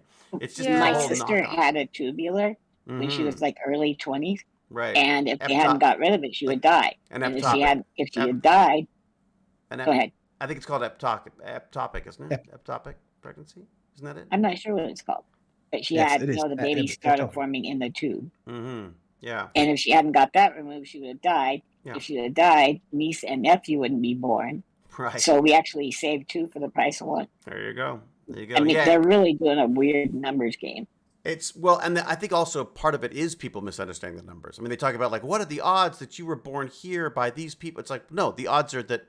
I mean, there are no odds involved in that. It's You're like 100%. yeah, you're 100% chance of you being you because you're you. Yeah. Yeah. I mean, there's some interesting sort of ways that people look at this stuff, but it is something that when we were talking about upgrade required years ago, that I found myself going like, are we, no matter whether we like it or not, whether we're doing it on purpose or not, I feel like there are decisions being made in healthcare and in sort of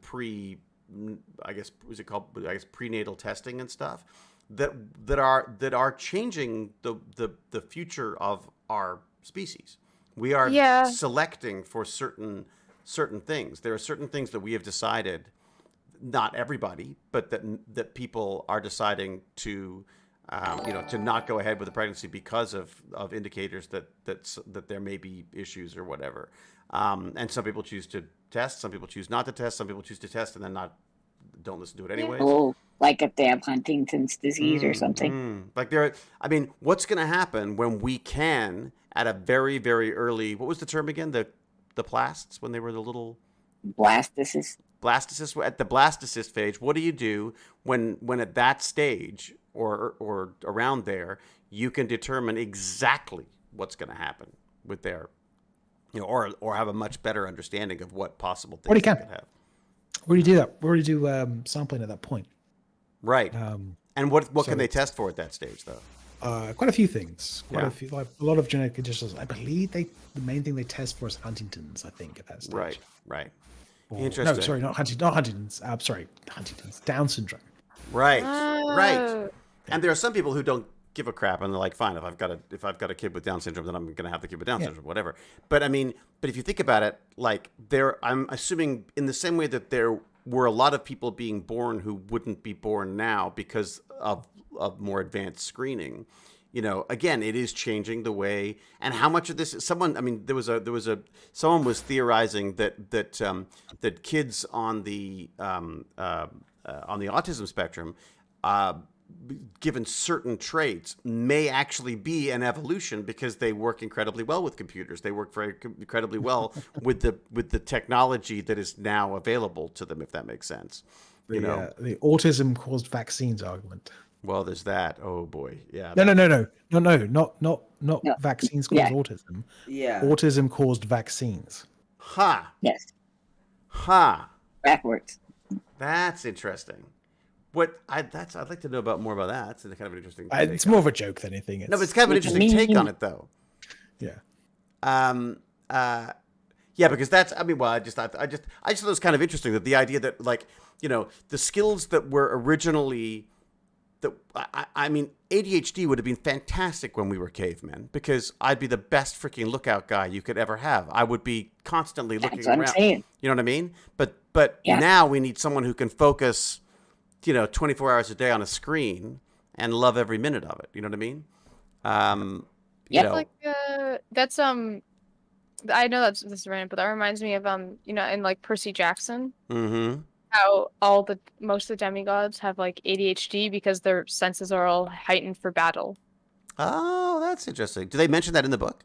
Yeah, and that's the same with a lot of demigods also have dyslexia because they're or dyslexia for everything but ancient Greek. Oh, that's cute. That's very cute. And actually, I think I don't know if I remember reading somewhere that the reason that Percy Jackson became a thing is because Rick Riordan had his child. I think his child has like ADHD and like dyslexia, and he wrote the stories to be like you can still be really cool and stuff. Right. Oh, that's interesting. I didn't know that. I mean, I was telling you about my friend. I asked him what he was doing, by the way. I asked for his job title. He's a co-executive producer on that show. That's what he's doing. Oh, right, yeah. Because remember, I said he was a showrunner. I don't know what exactly I guess showrunner is. You don't know what that means. I don't even know what that means. I'm not even sure if that's an actual. I don't know whether that's something we just use in the industry or whether that's actually a title. But yeah, co-executive. He's a co-executive producer on that. So What does a involved. co-executive producer do? He does a lot of writing, a lot of story editing, a lot of sort of like mapping out the seasons and all that kind of stuff. So, sorry. Here's the thing. The joke is many top scientists are on the autism spectrum. So Yeah. technically, autism causes vaccines. Right. Got it. I see. Because the scientists are so intelligent that they've worked out and on the spectrum that they're the ones who invented it, is what you're saying. Yeah. Right. I see. I'm glad she's worked it out because I couldn't figure it out. Oh, Forget no, which, I just saw someone cartoon. made a little post in the server that said that. It's one of the shows. It's either The Simpsons or something where they say, what the executive producer role is just a glorified title to make you feel better about yourself, and then obviously as Futurama, it's got to be Futurama. Oh yeah. And then it fleshes up like Matt Groening, executive producer. I mean, what's funny is that the titles are very, very funny, and I can't keep track of them because an executive producer on a movie is the person who brought in the money, whereas an executive producer on a series is the one who writes it. Basically, it's often a writer producer type as well. Yeah.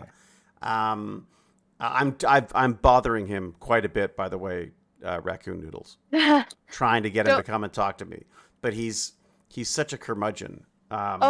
Just know that I am gone from the 11th to the 22nd. Oh, believe me, he won't be doing anything for a while. Okay, good. That's fine. He's confirmed that he is of no use to me for a while. Although they are shooting out in Vancouver, so if you end up in Vancouver, maybe you should just sort of drive around looking for their. I can see if I can find out where their set is. Oh, this is for that Percy Jackson stuff. Yeah. I was trying to figure out where we were at. The bar is. I'm really excited for it, and honestly, the bar is so low that anything they make, if I'll let my friend know. If they somehow make it worse than the movies, I will actually congratulate them. Really? Yeah, it's true. That would be a feat unto itself. That would be a feat unto itself. No, it sounds. I have a question. If James, if this guy was such a good friend of David's, wouldn't David be like Poseidon or Hades? You'd think something like that. I actually asked him about it. He said, "No, we can get like real stars." I was like, "Thanks, buddy. That's great." That's super. That's what my old friends. That's how much I love my old friends. Yeah. He's like, yeah, maybe season 5. You can come in and put on the season prosthetic 5? or something. Oh, right, because there's probably a season for each. There's probably a season for each book. Yeah, that makes sense. I don't know how they're doing it. So I'm not giving anything away because I truly don't know anything. Is the case? Yeah, no, that would make sense though. Yeah. You're sorry. I do know that it is almost 6:00. And this has been so fascinating that I have not noticed the time fly by. Right. But I have to wrap it up. This is amazing, James. Thank you as always for coming in and being our resident expert in everything. Yeah, James. I like when he comes in and says, "Nope, you're stupid." Yeah, that's my favorite part. That's the fun one. And we're like, "Oh, could you do this?" And James is like, "No, not really." I like it when it takes Raccoon Noodles to explain James's jokes to me. That's always a good sign. I've always said the Tech Bandits is about me learning more than anyone else, and I think that's always the case. This is the key. Surround yourself with. If you can surround yourself with people much smarter than you, it's a much more enjoyable life, I would say. Yeah, that's like I remember I used to in track. I used to try and get the people faster than me to run against, because then it makes me more motivated to run faster. I find. Yeah, I mean, if you win every time, that's it. That's why, because I'm surrounded. I'm on a planet of people who are smarter than me. It's amazing. I've set my bar so low. It's so true. We're gonna do some magic tomorrow, though, right, Gimpy G? Hell yeah! Hell yeah! I'm ready. I will sound the trumpets. Let people know. What if we called it midweek musing and magic? Oh, that's... You do have naming issues. Just pick a name and stick with it, right? Oh, I'm just saying. Them's fighting words. I'm changing it every week now. I'm definitely changing it every week now. Yes, we have naming issues. Look, that stems from the Stargate days. I still call it a gate ship. Yes. What did we call it last time? It was because originally it was Magic Assist, but then that just sounded like I was trying too hard. Yeah. Little cringe. And then I like the cringe. Midweek Magic Mayhem. Magic Musing Mayhem. I like musings. I like Magic Musings and Mayhem is pretty good. Yeah. But again, we'll then change it again the week after. And then just add like if only to irritate James Gurney. And dye your hair. Oh wait, no, dye your mustache. I got a little bit. There's a little bit of hair. Although it's not. Dye your mustache magenta. Oh. Magic Musings Mayhem and magenta mustaches. Ooh, that's good. Gimpy. Lance, do you have a mustache going now? I do. There you go. If you both dye your mustaches magenta. Oh, is there any like? I'll work a lot and just with get that. Like I don't know, a name temporarily give Huzzle the nickname Mark. With Mark. With Mark. Got it. So we just get another M in there? Yeah, we just the more M's the better. The alliterations or the alliterations? Is that the right one? What's the one where you use all the same letters? Is it alliteration? Yeah. What's the one where it sounds like it is? Slithering. Onomatopoeia. That's my favorite word. Yep. I love that one. Onomatopoeia. Someone should do a band called Onomatopoeia. The magenta mustachioed villains. Favorite fact about onomatopoeia is the word cliche is an onomatopoeia. What? No way. Yeah. What sound was that supposed to be? When they used to do the the press, the letter presses for like making books, they had the big machine with all the letters and stuff in it. And when they'd copy it, they'd have a big like leather sack with the heavy thing, and they put ink on, and they put it over the letters. And to copy it, it was to make a copy was the sound of it was like sh became cliche. So it's the sound of cliche. Oh my! Cliche. Wow! And so really? It's an onomatopoeia. Yeah. Huh. Wow. If James doesn't get on Jeopardy, I was gonna say, like, shouldn't he be? You know why? He doesn't have time. He's doing woodworking. True. That's the thing. I'm telling you, I'm trying to get Baz to help me. I think he will. I think I've talked him into it. We did a call out for the local neighborhood for anyone who had anything made of some metal that might be worth trying to melt in a forge. So we're gonna build a little fire forge, just like literally just some wood and some bricks and stuff, and see if we can do some primitive blacksmithing. And then I'm hoping that my wife won't notice if I order a welder. That's what I'm going for. Again, if you come down to visit, I have a blacksmithing set up at the makerspace. Seriously? So we can actually do forging there. Why don't we have a makerspace like that here? That's why I have to build it. What forge do you use? It's one they made themselves. So it's just it's like a concrete base with a loose kind of rock. I'm not sure. It's obviously a special kind of thermal rock. And then there's a crucible hole thing you put stuff into and heat it up. Oh, so you're actually doing melting the whatever it's called. You're actually melting stuff, not just heating. Well, you can do, but most of the stuff was like heating up to bang it with a hammer. That's what I like. Shape it something. Because Baz was talking about. How do you get the oxygen in? You blow it in. There's a little fan. I was just going to use a hairdryer. Yeah. I was going to That use a might hair. melt. Oh, nobody's gonna lose an eye. Well, no, I'm Okay. it's a absolutely hair positive. dryer with aluminum or aluminum attached to it to keep it far enough away. Was the idea? Yeah. But I Okay, think I may okay. have something even better because I've got You like don't need that much air into it. Like honestly, but you it's want it not... to look cool. But doesn't Well, it? you The don't want more it to air get you too put hot in, the either. hotter it gets, though, isn't it? Isn't that the idea? Yeah. Well, yeah. Well, up to a point, but like for cast iron, you just need like 1,000 degrees Celsius. Right. No, I want Damascus steel. Now, what is required for that? I've seen a whole bunch of videos. Oh, I don't know. masks! You could wear masks while playing. So it could be. Sorry. The magical. You got mask out of Damascus? Is that what you got there? Is that? True. That's Yeah. what Yeah. you did. Yeah, it's good. It's good. I could 3D print masks. They would just melt to your face while you're trying to. No, Trying but to you do the could wear fortune. like little evil villain masks. How do you know I'm not wearing one now already? Well, I was talking about the little could like twirl my bandit masks mustache. with the eye holes that are like Oh, that. wahaha. So that's true. Yeah. And you twirl your mustache evilly. I tried, but it has got to grow a little longer first. All right, I'm getting hungry. Now. I Okay. gotta go make dinner.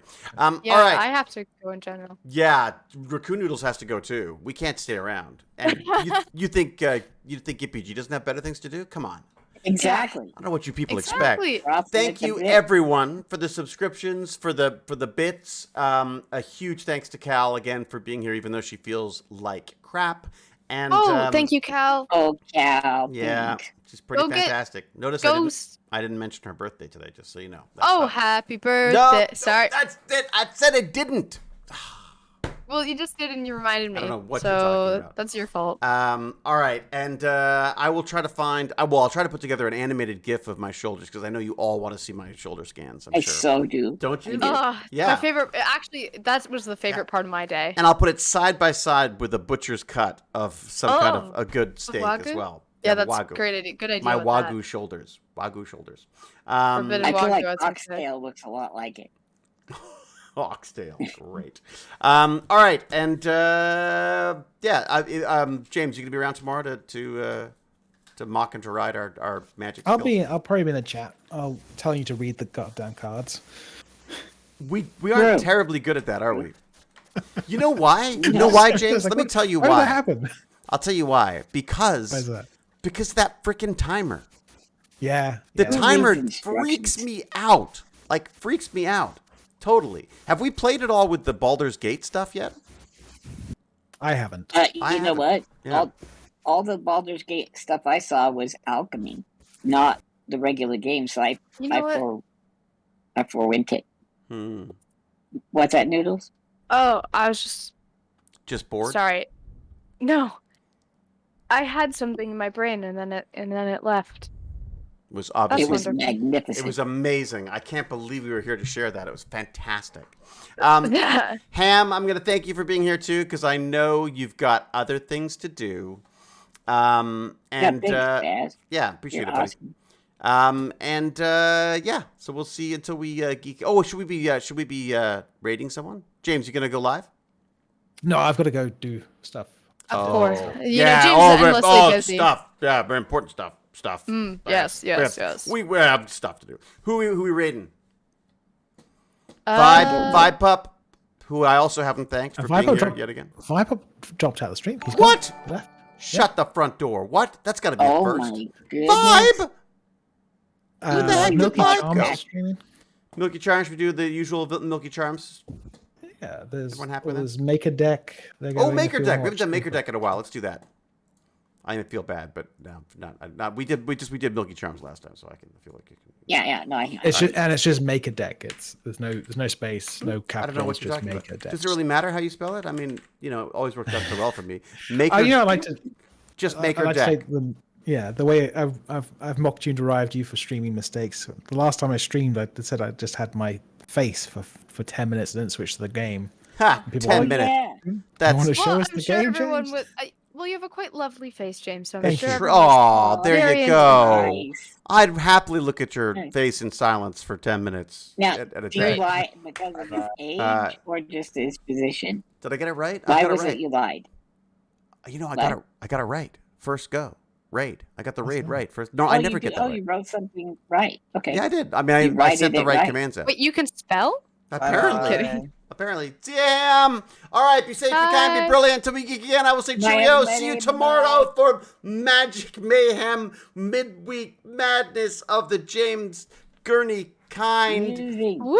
Bye. Cheerio and huzzah. We're raiding now. Raiding. Here we go. Let's go see what they're up to. You've raided. I've raided. What are you And now I'm printing? going to end our stream. Okay. This is, it's the